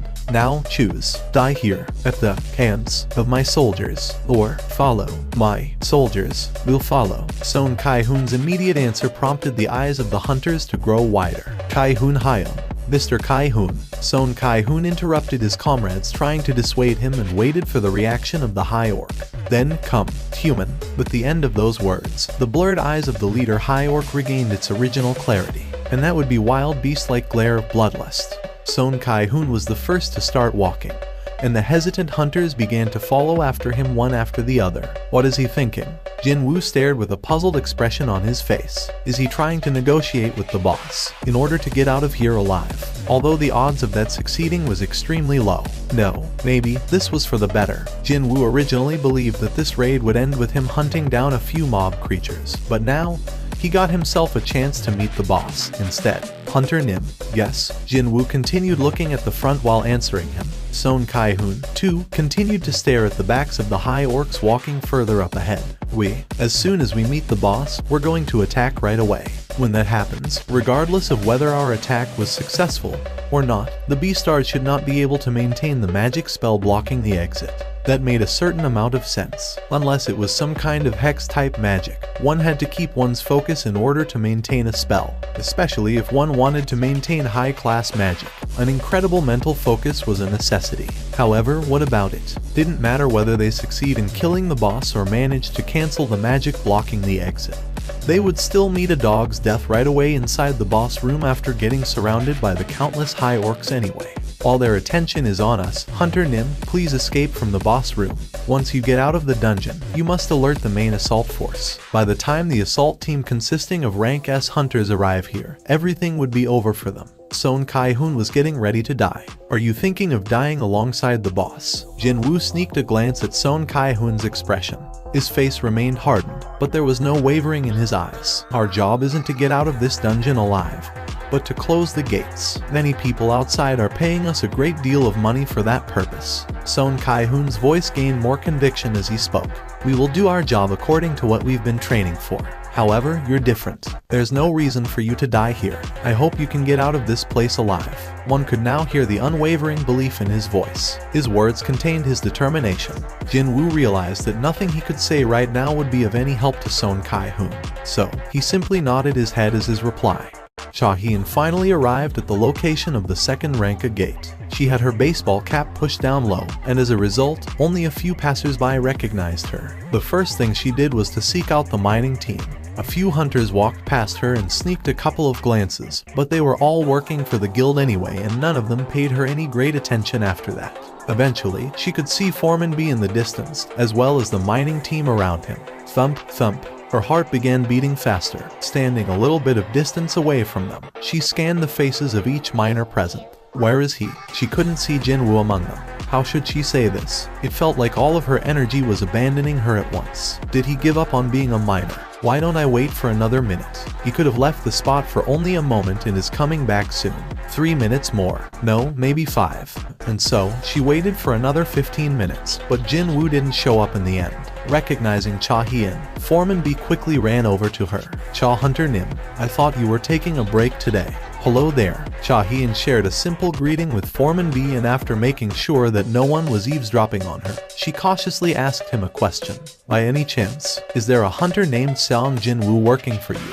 Mr. Seong. Hearing an unexpected name being mentioned out of the blue, Foreman B formed a surprised expression. If you're looking for Mr. Seong, he subbed for a porter's job. A porter? Cha-hyeon gasped out in shock. Are you saying he actually went inside the gate? Foreman B nodded his head vigorously as if to show that he, too, couldn't believe it. Yes, miss, that's what happened. A Ranky hunter volunteered as a porter and entered a Ranka dungeon. And he didn't even have dozens of lives or anything, too. What was he thinking? But, when Cha-hyeon thought about it, didn't she find that man loitering around the boss room yesterday with weapons in his hands? Indeed, she did not see wrong back then. one more thing to be suspicious of, then. Even though she ended up letting go of yesterday's event as a coincidence, when she really thought about it in detail, it was a rather strange thing for a hunter with 4 years of experience getting lost inside a dungeon like that. I need to find out. Cha-hien lightly bit into her thumb while pondering her choices, before swiftly making her decision. I'll have to enter the gate myself. Foreman B's eyes went extra round. Was there some kind of an accident? Should we ask the guild for additional personnel? No need. It's a personal matter. I just wanted to talk to him about something private, so you don't have to worry. Oh, I see. Cha-hien spun towards the gate. However, her side felt rather empty then. My weapon. She felt around her waist, only to belatedly remember that she had left her sword back home. Since she never imagined that she'd be entering a dungeon on her off day like this, well, Cha-hien's forehead beautifully creased up. As a leader, Mr. Kai-hoon is someone totally trustworthy, and the rest of the team are made up of capable hunters. But it was still unimaginable to enter a dungeon without a weapon in hand. Mr. Foreman, can I borrow a weapon from you? Pardon me. Foreman B hesitated somewhat, before calling out to a hunter passing by. Hey, over here, Mr. Seok. Please bring me one of our equipments. Yes, boss. The equipment Mr. Seok rapidly brought over was a pickaxe, as used by the mining team. Cha-hien's expression stiffened. Excuse me, don't you have anything else? Such as, for instance, swords or spears. But, if you ask us for such things, well, Cha-hien sighed out under her breath. I understand. She then carefully rejected the pickaxe Foreman B tried to hand over and quickly walked towards the gate. He anxiously asked her as he watched her distancing back. Cha-hunter Nim, will it be fine for you to be empty-handed in there? Cha-hien came to an abrupt halt and stood there for a moment, before hurriedly walking back to take the pickaxe from Foreman B.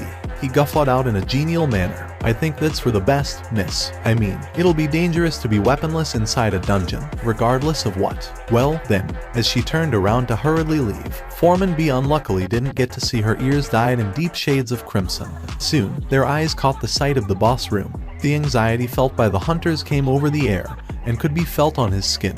They were greeted by a huge open space. Jin Woo scanned the boss room. It was smaller than yesterday's boss room with the giant in it. However, quite unlike yesterday, he didn't get the impression that the boss room was huge at all, and that would be all thanks to countless high orcs completely filling up the chamber. As a matter of fact, there were over twice as many orcs here as those that escorted the raid team. At least 100. No, maybe it's a bit more than that. While there were no monsters inside the rest of the dungeon, they had been gathered inside the boss room instead. Seeing the masses of high orcs waiting inside, Son Kai-hoon's complexion paled in an instant.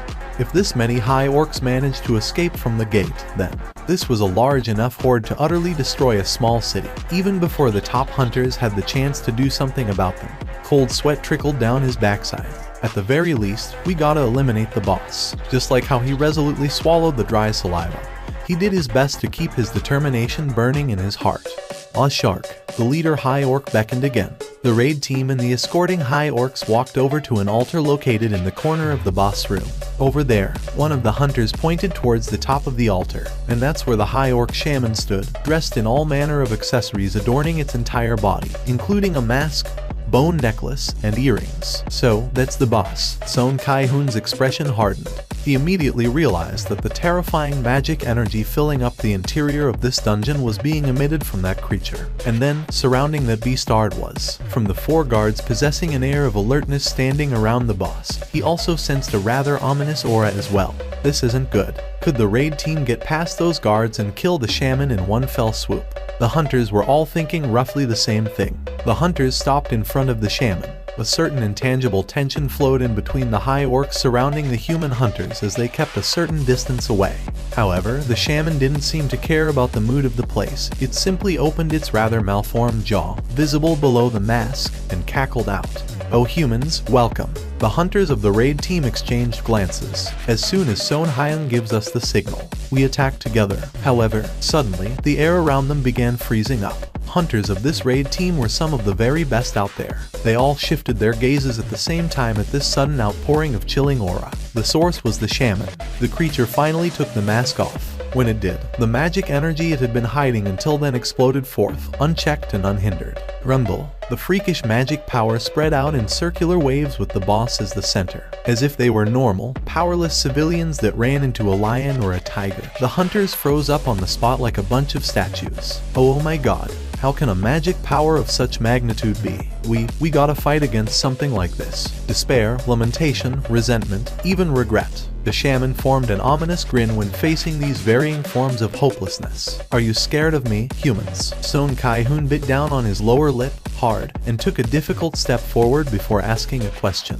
Why did you summon us here? Your warriors would have been enough to kill us back there. The shaman grinned again. Simply looking at the grin chilled the backs of the hunters. It's for entertainment. What? Son Kai-hoon was left utterly speechless. Were they brought here just for that purpose? The shaman continued on. While we wait out the remaining time, I will kill you one by one and entertain the soldiers. High orc warriors all roared out in frenzy and excitement. Hunters were ruthlessly forced down by the enormous pressure emitted from the orcs and couldn't even breathe properly. One of them even began crying, no less. However, the shaman briefly stopped talking, then the boss's gaze shifted and stopped at the rear of the humans group, where Jinwoo was. I see that a strange being is mixed among you, humans. It was then Son Kai-hoon's eyes gleamed dangerously. With the shaman looking elsewhere, this is my chance. Veins bulged in his neck. Now, Son Kai-hoon roared out at the top of his lungs, unsheathed his sword, and rushed out. However, it was eerily quiet behind him. How come? He glanced behind him while running, and discovered his comrades rooted to their spots, not daring to move an inch. They had lost their fighting spirit a long time ago from the display of the boss's overwhelming might. Son Kai-hoon's heart fell to the pit of his stomach.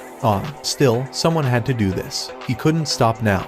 His gaze shifted back to the front. Perhaps his attack wasn't expected. The shaman was still smiling, and its guards weren't showing any urgent reactions either. This could be his one and only chance. Didn't matter if it was pure luck. He'd accept fluke, too, as long as his sword could reach. Son Kai-hoon fiercely rushed forward and cocked his sword behind him. But even before he could swing the sword with all his might, he collided with something invisible and was flung away. Boom. At first, it was shield magic. Flung away from the rebound, Son Kai-hoon landed on the ground and rolled backwards. But that lasted only for a short while. Looks like we have our first volunteer. Along with the shaman's mocking words, Son Kai-hoon's body was lifted up into the air. And now, it was the anti-gravity magic. The lips of the shaman were moving up and down non-stop. When Son Kai-hoon was lifted up as high as a 2-story building, the shaman began chanting a different spell.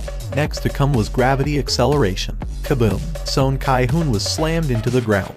He didn't even have the time to writhe in pain as he was lifted up in the air again. Not only the shaman, but the rest of the high orcs were cackling in derision as well, their fangs fully bared now.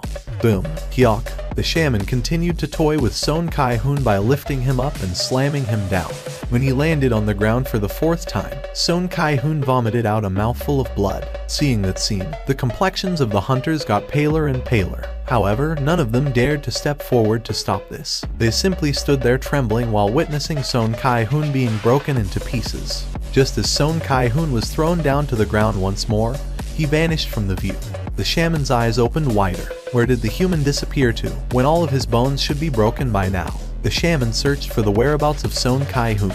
There, in a corner not too far, it discovered Son Kai-hoon, unmoving on the ground, and at the same time, found a certain man crouching nearby. Of course, it was Jinwoo. Jinwoo carefully laid Son Kai-hoon down and glared at the shaman. Hey, Mr. Leader, I want to ask you something. Will it be okay if I kill all of the monsters in here? The shaman frowned and gestured with its chin, and one of the guards swung about its scimitar and ran to where Jinwoo was. As Jinwoo glared at the monster rushing towards him, a light of fury lit up in his eyes. He reached out with his hands, ruler's reach. When he did, it was as if a giant, invisible hand grabbed the orc guard, and the monster was cleanly picked up from the ground. The monster kicked and struggled in the air. What? The eyes of the shaman opened wider. Jinwoo pointed down towards the ground. Slam! The guard crashed down to the ground. The impact force was so great that deep cracks spread out on the ground. However, Jinwoo didn't stop there. Just like how the shaman manipulated Son Kai-hoon's body, he lifted the guard up in the air again. Slam! Like a basketball bouncing between the ground and one's hand, the orc guard continuously slammed into the ceiling and the ground non-stop, a helpless cry coming out from its mouth. Eventually, its head pierced into the ceiling. With that, debris from the ceiling fell down. Son Kai-hoon trembled and questioned Jinwoo. Just what is your? I'll ask you again. This here was a hunting ground the Hunters Guild paid for, and there was only one person present that could speak for the guild at the moment. Jinwoo asked for the last time, "Monsters in this place, can I have them all?" What was this? Son Kai-hoon realized now that the identity of the porter or whatever didn't matter anymore. No, he was just PS set off. He was angry at himself for being toyed around with by the monsters like that. Tears rolled down Son Kai-hoon's face. "Please, I beg of you, do something." With that, it was done. When Jinwoo stood back up, High Orcs approached him. The boss began smirking in derision. "For a measly human, you know some interesting skills, don't you?" The boss gestured, and the High Orcs quickly surrounded Jinwoo. However, just how far do you think your tricks will get you? Jinwoo's glare became so much colder. He never really cared for any of the monsters he killed so far, but this would be his first time wanting to slice one up this badly. "I'll take care of you last." If the boss knew the meaning of enjoyment, surely it'd know what fear tasted like. Jinwoo slowly murmured out, "My shadows." 2 daggers appeared in Jinwoo's hands. "Come out and play." The black sedan stopped by the side of the road. The man climbing out of the driver's seat, kitted out in a pair of sunglasses and a black business suit, was none other than Woo Jin-cheol, the section chief of the monitoring division, the Hunters Association. Soon after his exit, 3 more men climbed out of the car from the passenger and rear seats. All of them were from the monitoring division as well. Woo Jin-cheol frowned deeply. If that giant hole opened up like a door and monsters trapped inside emerged outside, just imagining that made him shudder. However, why did that man apply to become a miner in such a horrifying place? Not only that, for 2 days in a row, too. Even if Association President Go-gun Huey hadn't asked him, Woo Jin-cheol would have personally come here to find out. Anyway, what brings the hunters from the monitoring division to this place? The members of the mining team had been relaxing until then overheard those words, and tension briefly flashed by in their eyes. The oppressive pressure hunters felt from the words monitoring division was rather huge. The people whose job was to arrest the awakened that the normal laws couldn't do anything about. They then either reformed the troublemakers or simply eliminated them. The monitoring division was where those kinds of people worked for. Do you know by any chance where Seong Jinwoo Hunter Nim is? I bloody knew it. Suddenly, a man jumped out from among the miners. It was Lee Seong-gu, who had run into Jinwoo's shoulder yesterday. Lee Seong-gu passionately spat out his complaints, flying spittle accompanying his rapidly firing words. When that beastard looked at me and began gritting, I was terrified that he might eat me alive or something. You know, it's still so DMN scary even when I think about it now. Woo Jin-cheol's gaze shifted back to Foreman B. Where can I find Seong Jinwoo Hunter Nim? Mr. Seong is. He's inside the gate right now. Seong Jinwoo was inside the Rankat dungeon, where a raid was ongoing. Woo Jin-cheol's eyes opened wider. Why did he enter the dungeon? Well, the raid team's porter hasn't shown up today, you see. Nobody wanted to go in there, so Mr. Seong volunteered as the porter. Cha Hunter Nim. No, I mean, Cha Hee and Hunter Nim was also looking for Mr. Seong, so she entered the gate just now, you know. Isn't it just too weird? Meanwhile, the mind of Woo Jin-cheol became a bit of mess after hearing that. The vice chairman of the Hunters Guild Cha Hee-in was looking for Seong Jinwoo. Not only that, she even went after him into the dungeon, too. Just what was happening here? He only stopped by to say hello to Seong Jinwoo, but now, it felt like something big was afoot here. Excuse me, Mr. Hunter. Lee Seong-gu had this expectant face for some reason as he hurriedly asked Woo Jin-cheol. That beastard, Seong Jinwoo, did he do something bad? Maybe, he's killed someone. I mean, he looked like someone fully capable of that. Woo Jin-cheol frowned slightly again. He sort of could understand why Seong Jinwoo glared scarily at this moron. A fool who'd get blown away into the weeds if Seong Jinwoo snorts in front of him. Still, there were too many eyes watching. As a hunter working for the association, he couldn't carelessly display his irritation at a stranger. This was why working for a public organization sometimes could get rather annoying. Woo Jin-cheol spat out a long sigh and did his best to sound as diplomatic as possible. You'll find out when you take a look at tomorrow evening's news broadcasts. Perhaps that answered most of his own suspicions. Lee Seong-gu raised his voice high as if he had correctly predicted this. I told you, didn't I? I told you that man is too suspicious. But he didn't look that way, right? And he worked so diligently, too. Not minding the lukewarm responses of his colleagues, Lee Seong-gu went on about how great his discerning eyes were. Tusk. Woo Jin-cheol stared at that man making a fool of himself before taking his subordinates towards the gate. However, Woo Jin-cheol instinctively stopped a few steps away from the gate. Chief, the subordinates began staring in confusion at Woo Jin-cheol's stiff face. This can't be. The measurement results are wrong. Not all rank A hunters were equal. For instance, Hunter Wu Jinqiao was right near the top within the rank and his instincts were telling him this. The measurement value was all wrong.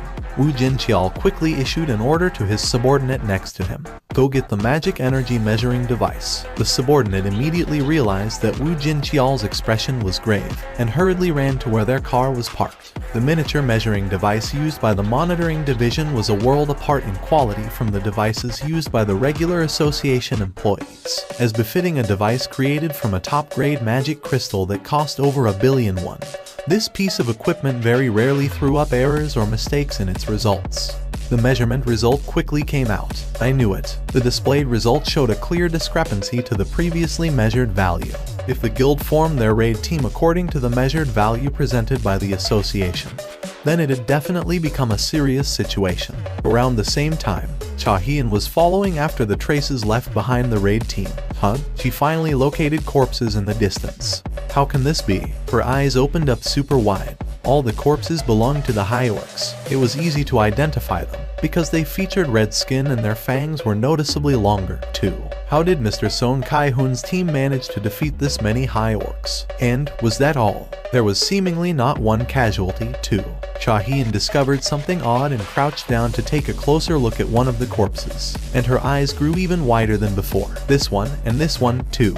Almost all the high orcs were left with injuries inflicted by short but incredibly sharp weapons. They weren't blows fatal enough to kill, but she thought that these were definitely enough to hinder the movements of the high orcs, which meant that other hunters were simply dining on the table full of tasty dishes prepared by someone else. Short swords. It was then a certain scene flashed past her brain. The man who stood near the boss room yesterday, Xiang Jinwu, was definitely holding short weapons in both of his hands. When her thoughts arrived at this point, Cha Hian's head snapped towards the deeper parts of the dungeon, and her expression rapidly hardened. She could sense this incredibly powerful magic energy wave. No, magic energy tremors, the kind she'd never experienced before, coming from there. The air itself was trembling, hard. No, Cha Hian bit her lower lips. If that magical energy belonged to the boss monster, then no one from Song Kai-hun's team would be able to survive. She began running towards the boss room with all her might. Whoosh! A ripple incomparably greater than that of the magic energy wave from the high orc shaman spread out everywhere. That wasn't the only change to take place, however. Along with him unshackling his magic power, the shadow beneath Jin Wu's feet spread out, too, and it covered the entirety of the chamber's surface at a frightening pace, as if someone had poured a bucket of pitch black ink onto the floor. A thin smile spread on Jin Wu's lips. Good. This was the new class-specific skill he learnt when he broke past level 70 back in the demon's castle. He sensed the fighting spirit of his enhanced soldiers soaring higher. Quite obviously, a satisfied grin formed on his face. 50 summoned shadow soldiers stood around Jin Wu in a circle as if to protect him. Did you feel that? Yeah, can that even make any sense? The mage-type hunters were sensitive towards the magic energy to begin with, and they couldn't control their furiously quickening heartbeat no matter what, because an insane amount of magic energy was gushing out from the man who subbed in for their luggage carrier, someone whom they thought of as a simple rankie, no less. No, hang on. Is this even magic energy? To think, this magical energy is even more ominous than what the high orc shaman is emitting. The sheer pressure from the magic energy thickly filling up the boss room made it difficult to even breathe properly. The fact that this incredible power didn't belong to an enemy relieved them to no end. What are you doing? Kill the human right now. With their backs pushed forward by the voice carrying a thick amount of the shaman's magical energy, the high orc warriors all roared out and raised their weapons. High orcs screamed out, limbs, bits of body parts sliced off by Jin Wu's 2 daggers, and the ensuing trails of blood scattered in all directions. He was so fast that even the elite hunters could only catch the glimpses of his afterimage. That's like seeing our vice chairman. Cha Hian's nickname was the Dancer. Normally, she remained a calm, composed figure, but when she jumped into a battle, she swiftly cut down monsters as if she was performing a fast-tempo dance routine. Hence, that nickname was given to her. The woman in question forbade the use of that nickname because of how embarrassing it sounded, so it wasn't widely known. But some people still resorted to calling her that every now and then. And now, their supposed porter was displaying a movement that equaled Cha Hian, no, even exceeding her speed. If Cha Hian danced, then Mr. Porter was a typhoon. He had become the center of the storm to obliterate the surrounding monsters. Iron took to the front, just as he had done previously. Iron yelled out at the top of his lungs before he could enter the fray properly. When his skill failed to work, Iron got angry and began roaring out like a beast. And then, he began destroying the hapless high orcs with his massive hammer. He was so destructive that one even felt a smidgen of pity for the high orcs. On the other hand, Ygritte was elegantly and efficiently cutting down the necks of his enemies in complete contrast to Iron's brutality. High orcs running into Ygritte didn't even have a chance to scream before their breaths were cut short. Slice. When Ygritte's sword drew an arc in the air, another high orc lost its head. Regular shadow soldiers found it hard to fight against individual high orcs, but they possessed stamina that didn't know the meaning of fatigue and the capability to regenerate almost endlessly. And by buying time in this fashion, the sea of fire shooting out from the magic soldiers would rain down on top of the enemies with no exceptions. In order to kill Jinwoo, the shaman began chanting a spell. The lips of the shaman quickly moved up and down. The song of slowness, the song of blindness, the song of crippling fever, the song of intolerable pain, and the song of demonic slumber. 5 different types of hexes were completed in an instant and flew towards their intended victim. It's done. The corners of the shaman's lips arched up. The moment all those hexes were completed, Jinwoo also sensed the unnatural movement of magic energy. Jinwoo's eyes met those of the shaman's. The orc shaman smirked derisively. It's already too late, human. Hexes were different from normal magic spells and couldn't be evaded. The moment it was cast, that would be the end. But that human beast started turning into a walking corpse wrecked by all sorts of afflictions. His fate was sealed, to be ripped to shreds by the high orc warriors and their weapons. That was the end truly befitting a measly human who didn't know his place and dared to show off. Unfortunately for the monster, however, a familiar mechanical beep rang in Jinwoo's ears. Mechanical beeps fired out one after the other. All 5 hexes were dispelled even before they had the chance to activate. Jinwoo smirked at the results. There was this buff he received when he changed into the player. Continuous effect, good health and long life. You'll be immune to all types of diseases, poisonous substances, as well as all forms of status debuffs. During sleep, your recovery rate will increase exponentially. Thanks to that, he didn't have to worry about status-altering magic, such as hexes. Fitting for a boss of the rank of dungeon, the high orc shaman had immediately realized that its curses were rendered ineffective by an even greater power than it. But those were hexes I cast. This made no sense. In order to dispel hexes, one required the purification magic, or the blessings of a being possessing greater power than that of the hex itself. In all honesty, he could have eliminated the shaman right at the beginning of the battle if he wanted to. However, he chose not to, because he wanted to instill the sense of fear into the heart of that shaman, the way it managed to do to the hunters present. However, it seemed not quite enough to make that arrogant monster taste the true meaning of fear. The Beastard's eyes were still alive. In that case, let me show you an interesting spectacle, then. From now on, he'd show the true sphere of influence of a necromancer, accompanying the system's message alerting him to the activation of his skill. Horrifying screams that resembled death throes resounded out from somewhere unknown. The shaman's eyes widened in shock. The shaman didn't get to finish its sentence. Even before it could, black hands began rising up from the shadows beneath the corpses of the high orcs. That was why Jinwoo began smiling deeply while gazing contently at the newbies joining his shadow army.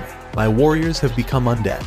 The shaman began shuddering uncontrollably. About 50 warriors had lost their lives so far, and about the same number had changed into those black armored soldiers, which means those soldiers that Beastard had summoned are. High orc warriors would bravely jump into a fight against enemies stronger than themselves without fear, but they rapidly lost all their fighting spirit the moment they saw their former comrades being revived as shadow soldiers. High orcs, renowned for never backing down from a chance to shed some blood, were now openly retreating out of terror. The fact that they wouldn't be able to ascend to the warrior's heaven after their death, and instead become the puppets of the enemy, was the worst possible nightmare for these high orcs. Jinwoo's expression brightened.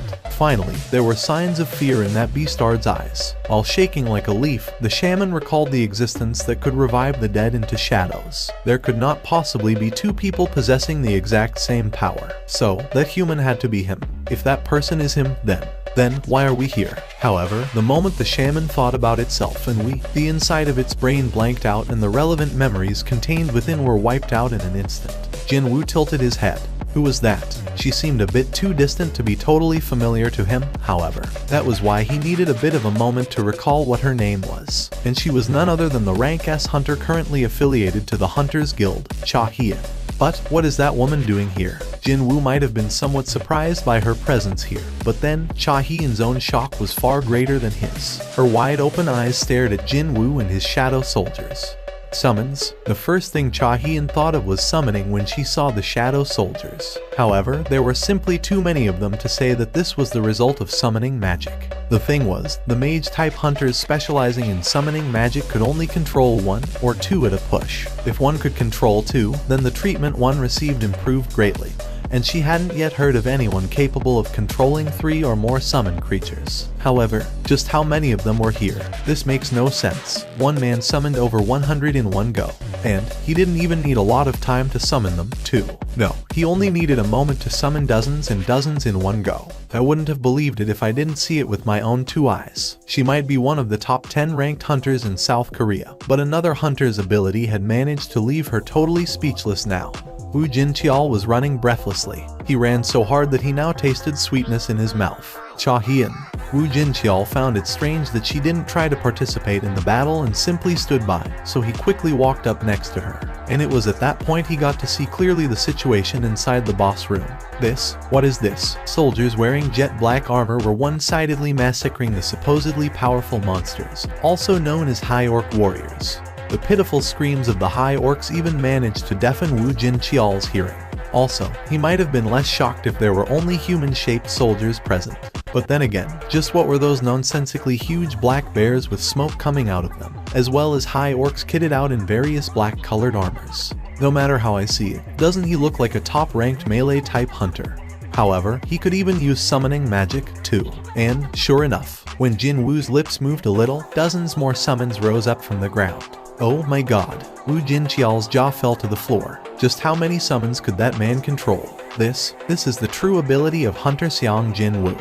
By the way, why are you here, Chief Wu? We were in the neighborhood, just passing by. But it was a coincidence that we discovered the gates of normal condition, and we came here to help facilitate the evacuation of the raid team. But well, Wu Jinqiao stopped talking there and stared at Jinwoo again. However, looks like that won't be necessary. This would be his first time witnessing Hunter Xiang Jinwoo's true skill, and that just so happened to be the spectacle of him clearing a ranked dungeon with his own power. It didn't look like others' help was necessary. The shaman was furious. You insect-like beastard, I'll step on you. If hexes didn't work against the enemy, then all it had to do was to bless itself and fight. The Song of Rage, the Song of Strengthening, the Song of the Giants, the Song of the Fire Dragon.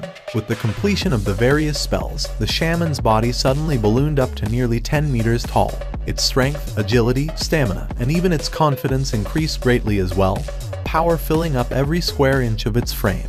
Right away, the shaman used its gigantic arm to swat away the shadow soldiers, and then took a deep breath. And then, when the shaman spat out its breath, reddish-black flames erupted out of its mouth. The soldiers immediately dissipated and scattered away when they were struck dead on by the flames. Even those grazed by it were no exception.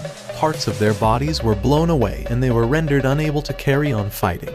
The flames didn't end with one attack. The second wave of flames spat out of the shaman's mouth in a row. The shaman was able to greatly reduce the number of the shadow soldiers with its continuous attacks. Having received a boost to its confidence, it roared out at the top of its lungs. Do you still find this great Karugalgan funny now? The reply came from above its head. Yup. The shaman flinched and raised its head, all the while hurriedly trying to chant a defensive spell. But Jinwoo was one step quicker. Cow. The shaman's head smashed down into the ground. The floor shattered and spiderweb-like cracks rapidly spread out. Jinwoo had already experienced blowing away Vulcan with his bare fist, and that demon was much larger than this arrogant shaman, too. When he lightly landed on the ground, feel-good messages began popping up in his view one after the other. There you go. Jinwoo pumped his fist. Back when he was fighting using stealth, he leveled up once. When he was killing these orcs, another level up. And, after killing the boss just now, another level up. The once buffed up shaman's body had reverted back to its original size already. He saw an egg-sized magic crystal embedded in the dead boss's necklace, but he decided not to get too greedy. Earning experience points is good enough. This was the Hunter's Guild's dungeon. At the end of the day, Jinwoo licked his lips in anticipation. He couldn't help but remember the corpse of Baruka, the one that slipped through his fingers back in the Red Gate. But my situation is a lot different compared to then. Compared to now, his stats weren't that high back then. Also, killing the Beastard took a lot out of him. Only after receiving the aid of 2 Night Grade soldiers, Ygritte and Iron, did he manage to beat that boss down. However, he was able to kill this shaman comparatively easily today. A week spent inside the demon's castle. This was the definite proof that the events of those short 7 days weren't in vain. Jinwoo issued a new order at the rising, wavering black steam like smoke. Rise up. At the same time, an ominous wind brushed past his 2 cheeks. He instinctively realized it right away. It worked. A radiant smile bloomed on Jinwoo's face. As the soul-tearing scream resounded out, a mage covered in black robe rose up from the shadow of the dead shaman. Jinwoo sensed something was different about this guy, and so he checked the information window. Elite Knight Grade. An Elite Knight. Previously, Jinwoo was able to confirm that there were 3 grades to the Shadow Soldiers. Regular Grade, Elite Grade, and then the Knight Grade. But now, for the first time ever, the Elite Knight Grade appeared. He began to think that, seeing the word Elite tacked onto the already existing Grade Knight, this new guy had to be a realm higher than either Ygritte or Iron in terms of combat prowess. For sure, I can sense that its magic energy is far greater than that of my 2 knights. As expected of turning the boss of a rank a dungeon into his shadow soldier. And also as expected, he got another system message telling to name the new guy, now that another Knight Grade shadow soldier had appeared. A name, is it? Well, its face was hidden under the hood of the robe now, but still, high orcs and lengthy fangs went hand in hand. No. Right? Let's name it Fangs. He didn't need to issue a separate order, just thinking about it meant the new guy's name would be set. Elite Knight Grade. Instead of question marks, the new name appeared in the information window. If the shaman who remained utterly arrogant right till the moment it died heard this name, the poor guy might have fainted on the spot. But well, who cares? It was already dead, anyway. With a satisfied grin on his face, Jinwoo recalled his shadow soldiers. He could now store almost 130 of them. Although it was a bit regrettable, he had to return the rest back to the void. This much is more than enough, though.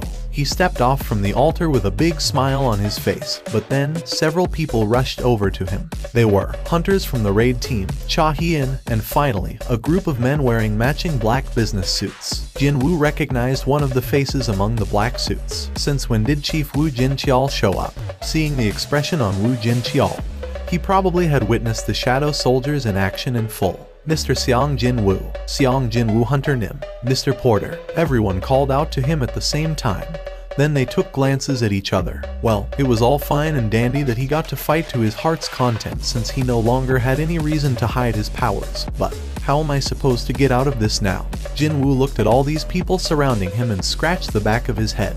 Wu Jinqiao was the first to react, while everyone else was busy eyeing others around them. He quickly walked right up to Jinwoo's side, pulled out his identification card and displayed it proudly for all to see. We're from the association's monitoring division. Didn't matter whether you were a high-ranked hunter or a low-ranked one. You'd inevitably tense up after hearing the name of the monitoring division. And this tactic was the right one. The identity of Xiang Jinwoo Hunter Nim is being strictly guarded by the association. It is highly classified information that cannot be revealed publicly. Jinwoo could only stand back in dumbfounded admiration at Wu Jinqiao's skillful bullshitting. If you have any questions, please send them to the association. We shall escort Xiang Jinwoo Hunter now. Not so subtle implication of we won't hear any of your objections was apparent in his voice. All thanks to Wu Jinqiao's hardened attitude. Hard enough to shatter a rock even. The members of the Hunters Guild had no choice but to rein in their questions and stay silent. Shall we go? While being escorted by the agents of the monitoring division, Jinwoo walked past the hunters. As they were about to exit from the boss room for good.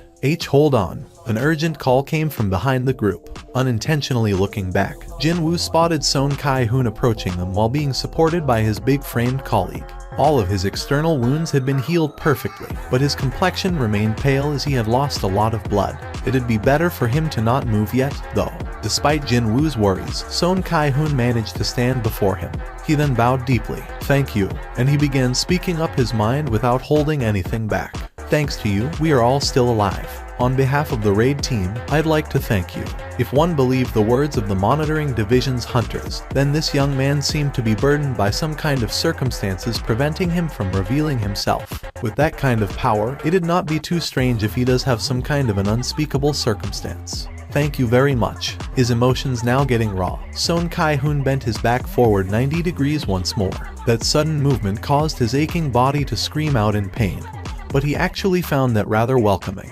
His heart had welled up with emotions when he saw Jin Woo kill the monster in the exact same fashion as how he had been toyed around with before. Thinking back to that moment was enough for him to thank this young man a countless number of times.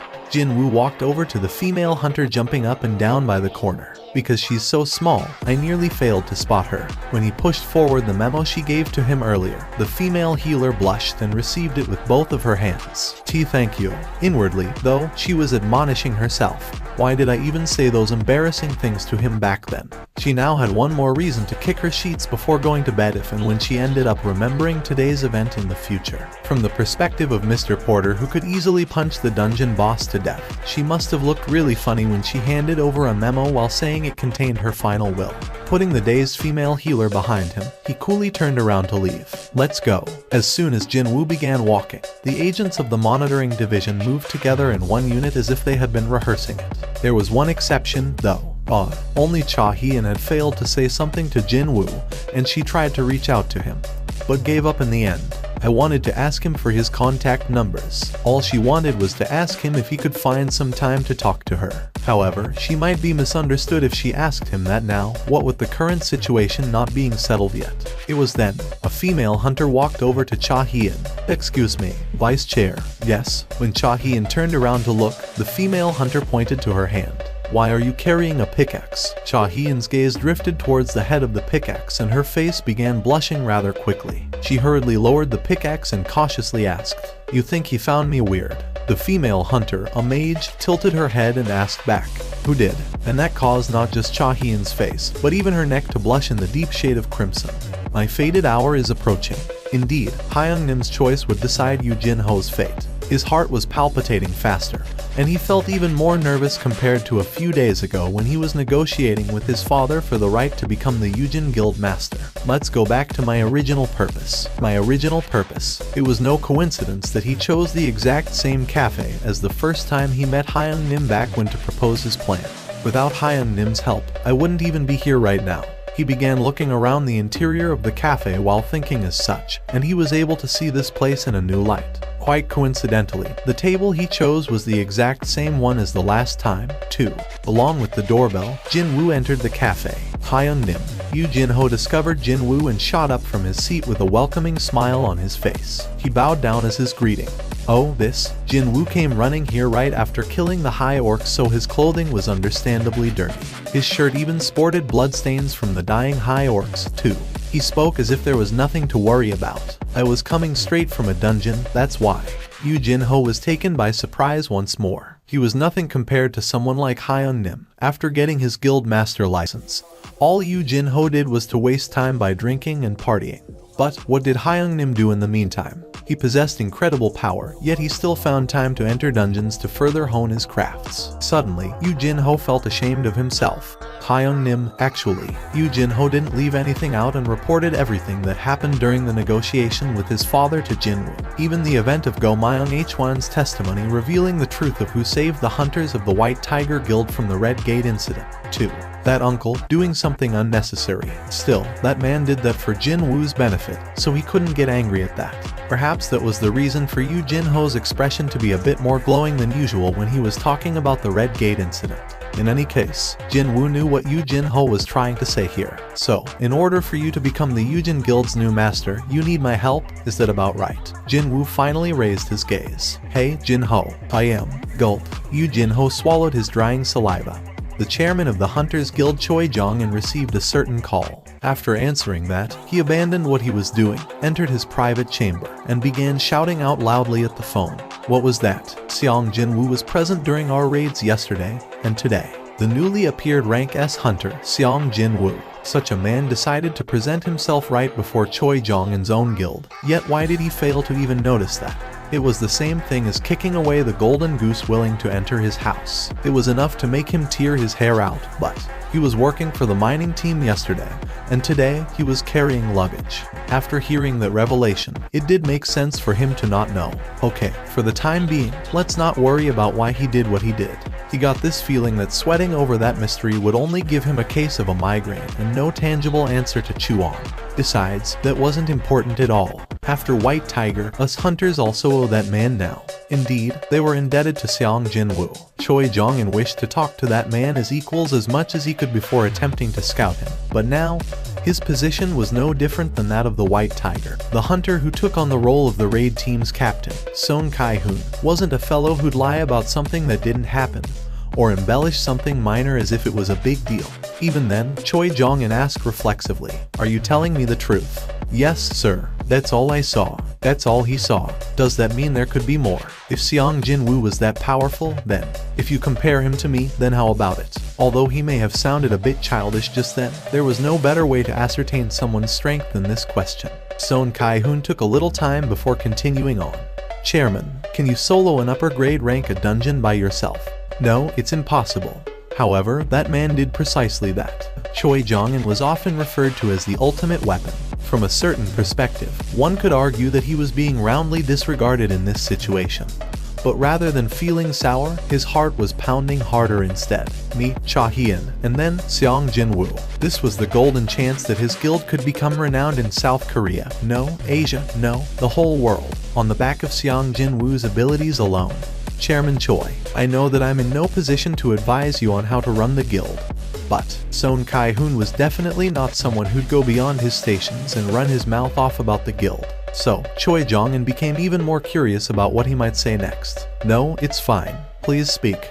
That man. You must scout Xiang Jinwu Hunter Nim to our guild. With him, your dream might become reality." In front of the Korean Hunters Association main building, the sea of reporters showing up to cover Ri Min Seong's rank assignment test had set up a camp in front of the association building. South Korea's own Ri Min Seong, often referred as Asia's top superstar, becoming a hunter. It wouldn't be an exaggeration to say that the cameras from the entire world were being focused here today. What with space being such a premium, the reporters began a war of nerves with each other. "Excuse me, we already reserved this spot." "Hey man, are you blind? Can't you see how many people showed up today? Who cares about your spot or mine? Your spot is where you're standing. Dang it." Meanwhile, a full-blown smile was forming on Ri Min Seong's face. Indeed, this many people showing up sounds about right. "Excuse me, Mr. Min Seong. This will be tomorrow's headline. But what do you think about it? Don't you think using that as the headline is a bit dull?" "You think so? How about this one? The man who has everything, Ri Min Seong. He now grasps power transcending humanity." "Well, but if we use a strong lead-in like that, don't you think a portion of the readers will feel uncomfortable?" "Well, I'm not exaggerating here. And besides, no one in their right minds would talk rubbish about me in South Korea anyway." It was then, two imported luxury sedans arrived at the parking lot of the association. Two men climbed out of their respective cars almost at the same time. They were none other than Baek Yun-ho from the White Tiger Guild, and Choi Jong-in from the Hunters Guild. Look at that. It's Baek Yun-ho. Choi Jong-in's here too." The reporters blocking the front entrance of the association building all rushed towards the side of these two men. Baek Yun-ho and Choi Jong-in both frowned unhappily. What is up with these reporters? Why is it so chaotic today? The noises of camera flashes going off were ringing out loudly. Countless reporters surrounded these two men and began their barrage of questions. "Are you two visiting the association to scout Mr. Ri Min Seong? As the hunters representing South Korea, what do you think about Mr. Ri Min Seong potentially retiring from the entertainment industry? What do you think will be Mr. Ri Min Seong's rank? Please share your thoughts on Mr. Ri Min Seong." The famously short-tempered Baek Yun-ho waved his hands around as if he found all this annoying. "I'm not here because of that man. I have nothing else to say." While Choi Jong-in emotionlessly stated the facts, anyone related to this matter would know by now that Mr. Ri Min Seong has already signed up with the Reapers Guild. "I'm visiting the association today on an unrelated matter." After hearing answers that didn't meet their expectations, the reporters inwardly grumbled and turned around. What the hell?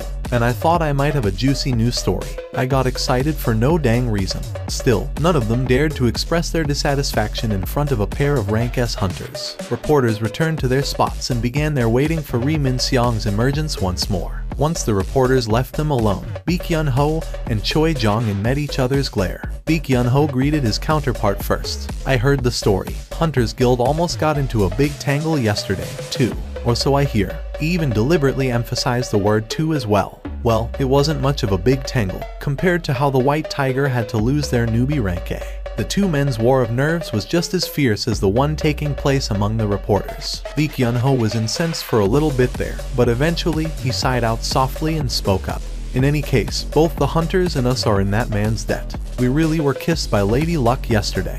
If he wasn't there, my second elite team would have been wiped out. Even though both men knew that person's name, not mentioning it could be considered the final act to their war of nerves. Choi Jong-in took a step closer. That is why, out of principle, I'd like to definitely bring that man over to our guild. Lee Kyun-ho didn't back down. He and Choi Jong-in got close enough for their foreheads to nearly butt against each other. We even had suffered casualties. Looking at the need to replenish our combat force, wouldn't you agree that person joining us makes more sense? Just what are you planning to do by recruiting a rank S to shore up your combat force? Are you thinking of invading North Korea or something? What about you? Since when did you worry about principles and the like to talk about your principles here? Flames erupted out from the eyes of the two men. Master of the Reapers Guild, MT Jayu, was arriving at the association building just now to match the timing of the press conference. When he saw those two growling at one another, a mocking smirk formed on his face. Wasn't there an old saying for that? Didn't it go, counting chickens before hatching or something like that? For MT Jayu, this sure was an exciting development, since he always lost out to their two guilds when trying to secure resources until now. He did his best to let the corners of his lips arch up and approach the two men. Oi, two guild chairmen over there. I hope you aren't acting like that over my Min Seong. No.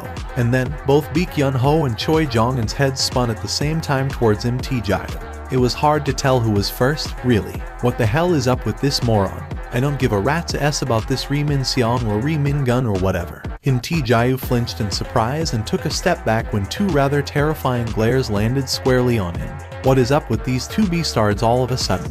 What's this? Choi Jong-in and Lee Kyun-ho, too. Ri Min Seong grinned deeply. He already familiar with Chairman MT Jayu when they met during the signing of the contract.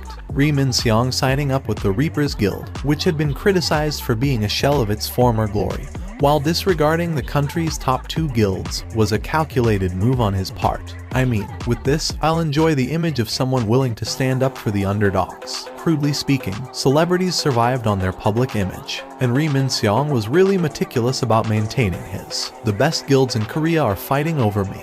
He wasn't thinking of carrying on this hunter lifestyle for long. But still, that sight naturally made him feel even better about himself. Min Seong, they say they are ready now. Let's go and do the press conference. Alright, the manager took the lead. Camera flashes exploded in a scary cacophony of endless shutter clicks. Click, click, click, click, click. As he would do every day, Ri Min Seong formed a fake smile towards hundreds of lenses surrounding him. It was then, Jin-woo had finally arrived at the front of the association. Just like he'd been told, he was stopping by the association 3 days later. Why is it so noisy here? However, it didn't look like he'd be able to enter the association at all under the current circumstances. Of course, there were plenty of ways to go around these people, such as using stealth, or jumping over the reporters, or even by finding a back entrance. But then again, his re-evaluation test had been reserved in advance 3 days ago, so he didn't feel like going through the back entrance just to avoid this wall of reporters. It's not like I committed a crime or something anyways. He had no reason not to use the front door at all. Jin-woo then proceeded to push away the tightly packed throngs of reporters and made a path for himself. I'm coming through. Oi, what are you doing? What the hell? What's wrong with you? This was the physical strength of a rank S hunter. Reporters were all helplessly pushed away, deep frowns etched on their faces. The path forward was opened up in the blink of an eye, and Jin-woo could walk up the steps leading to the front entrance of the association. However, even before he could take another step, a large, muscular dude suddenly blocked Jin-woo's path. Oi, he was Ri Min Seong's manager. His eyebrows rose up as he growled menacingly. Who the hell are you? You work for the association or something? Jin-woo didn't bother to avert his gaze and met this manager's glare squarely, before shaking his head. Huh? Would you look at this beastard? The manager's thick eyebrows quivered. Can't you see all those reporters behind you? Go back to where you came from. You can't go through here. Get lost, punk. The manager blocked the path again and tried to shove Jin-woo's chest away. The light in Jin-woo's eyes changed immediately. What was that? The manager was taken by a huge surprise. He was a melee type rank D awakened, and pushed this young punk away with the full intention of embarrassing him. but the guy didn't even budge from the spot as if his legs were nailed to the ground. Ri Min-seong's expression stiffened right away. A mysterious man who cut through the throng of reporters, and then the association president Go Gun-Hui, who came out to personally escort that man into the building. How does President Go Gun-Hui's schedule look like for the rest of today? I hear he cancelled everything for the morning. Are you telling me that the association president cancelled the whole morning's worth of appointments for that man? This place had become too restless after those two men's sudden entrance, and the current situation was no longer suitable for holding a press conference. Ri Min-seong glared at his manager for a long time, before his head naturally spun towards his side. Like throwing salt on the wound, the camera crew from the news stations were getting ready to leave. They were supposed to broadcast everything live. If this distracted spectacle got on the airwaves and was broadcast to the rest of the country, then there was a good chance that all of Ri Min-seong's hard work to increase his brand's value by becoming a rank hunter would go down the drain for good. Excuse me, everyone. Allow me to go have a quick chat regarding my schedule today with the association's representatives. Blurting that nonsense to the reporters, Ri Min-seong then headed to the main association building. It was not to discuss the change of schedule but to declare his intentions. I mean, you have any idea how much my dad donates to the association? Just before he could push open the glass front door, hunters from the monitoring division rushed out first and he was pushed back. Instead, they stood in a line to block off the front entrance. What the hell is this now? Ri Min-seong's forehead creased up. He quickly checked the name tag attached to one of the men's chests. Section Chief Woo Jin-cheol, Hunters Association Monitoring Division. Ri Min-seong questioned Woo Jin-cheol right away. What's the meaning of this? Why are you blocking the entrance? Woo Jin-cheol's sunglasses-covered eyes stared down at Ri Min-seong. Currently, another awakened is going through the process of the rank reassignment test. No one will be allowed to enter the building until 11 o'clock, when the test is scheduled to end. What did you just say? By another awakened, was this man referring to that young man who followed the association president into the building not too long ago? The time now was 10:30 in the morning. 11 o'clock was the originally scheduled time for his rank assignment test. No one was allowed to enter before that. Ri Min-seong's scheme to take the test ahead of schedule to reverse the situation was about to blow up in his face. At first, he spoke in a polite tone of voice. Please, don't be like this and let me in. I have something to discuss with the related department of the association. I'm sorry. Woo Jin-cheol shut his mouth up with that single short sentence. With his frustration boiling over, Ri Min-seong couldn't hold back any longer and his true colors slowly surfaced to the fore. Look here, mister. Don't you know who I am?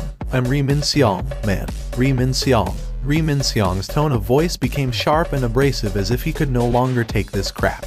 But still, Woo Jin-cheol showed no sign of budging. Ri Min-seong spat out a dumbfounded groan.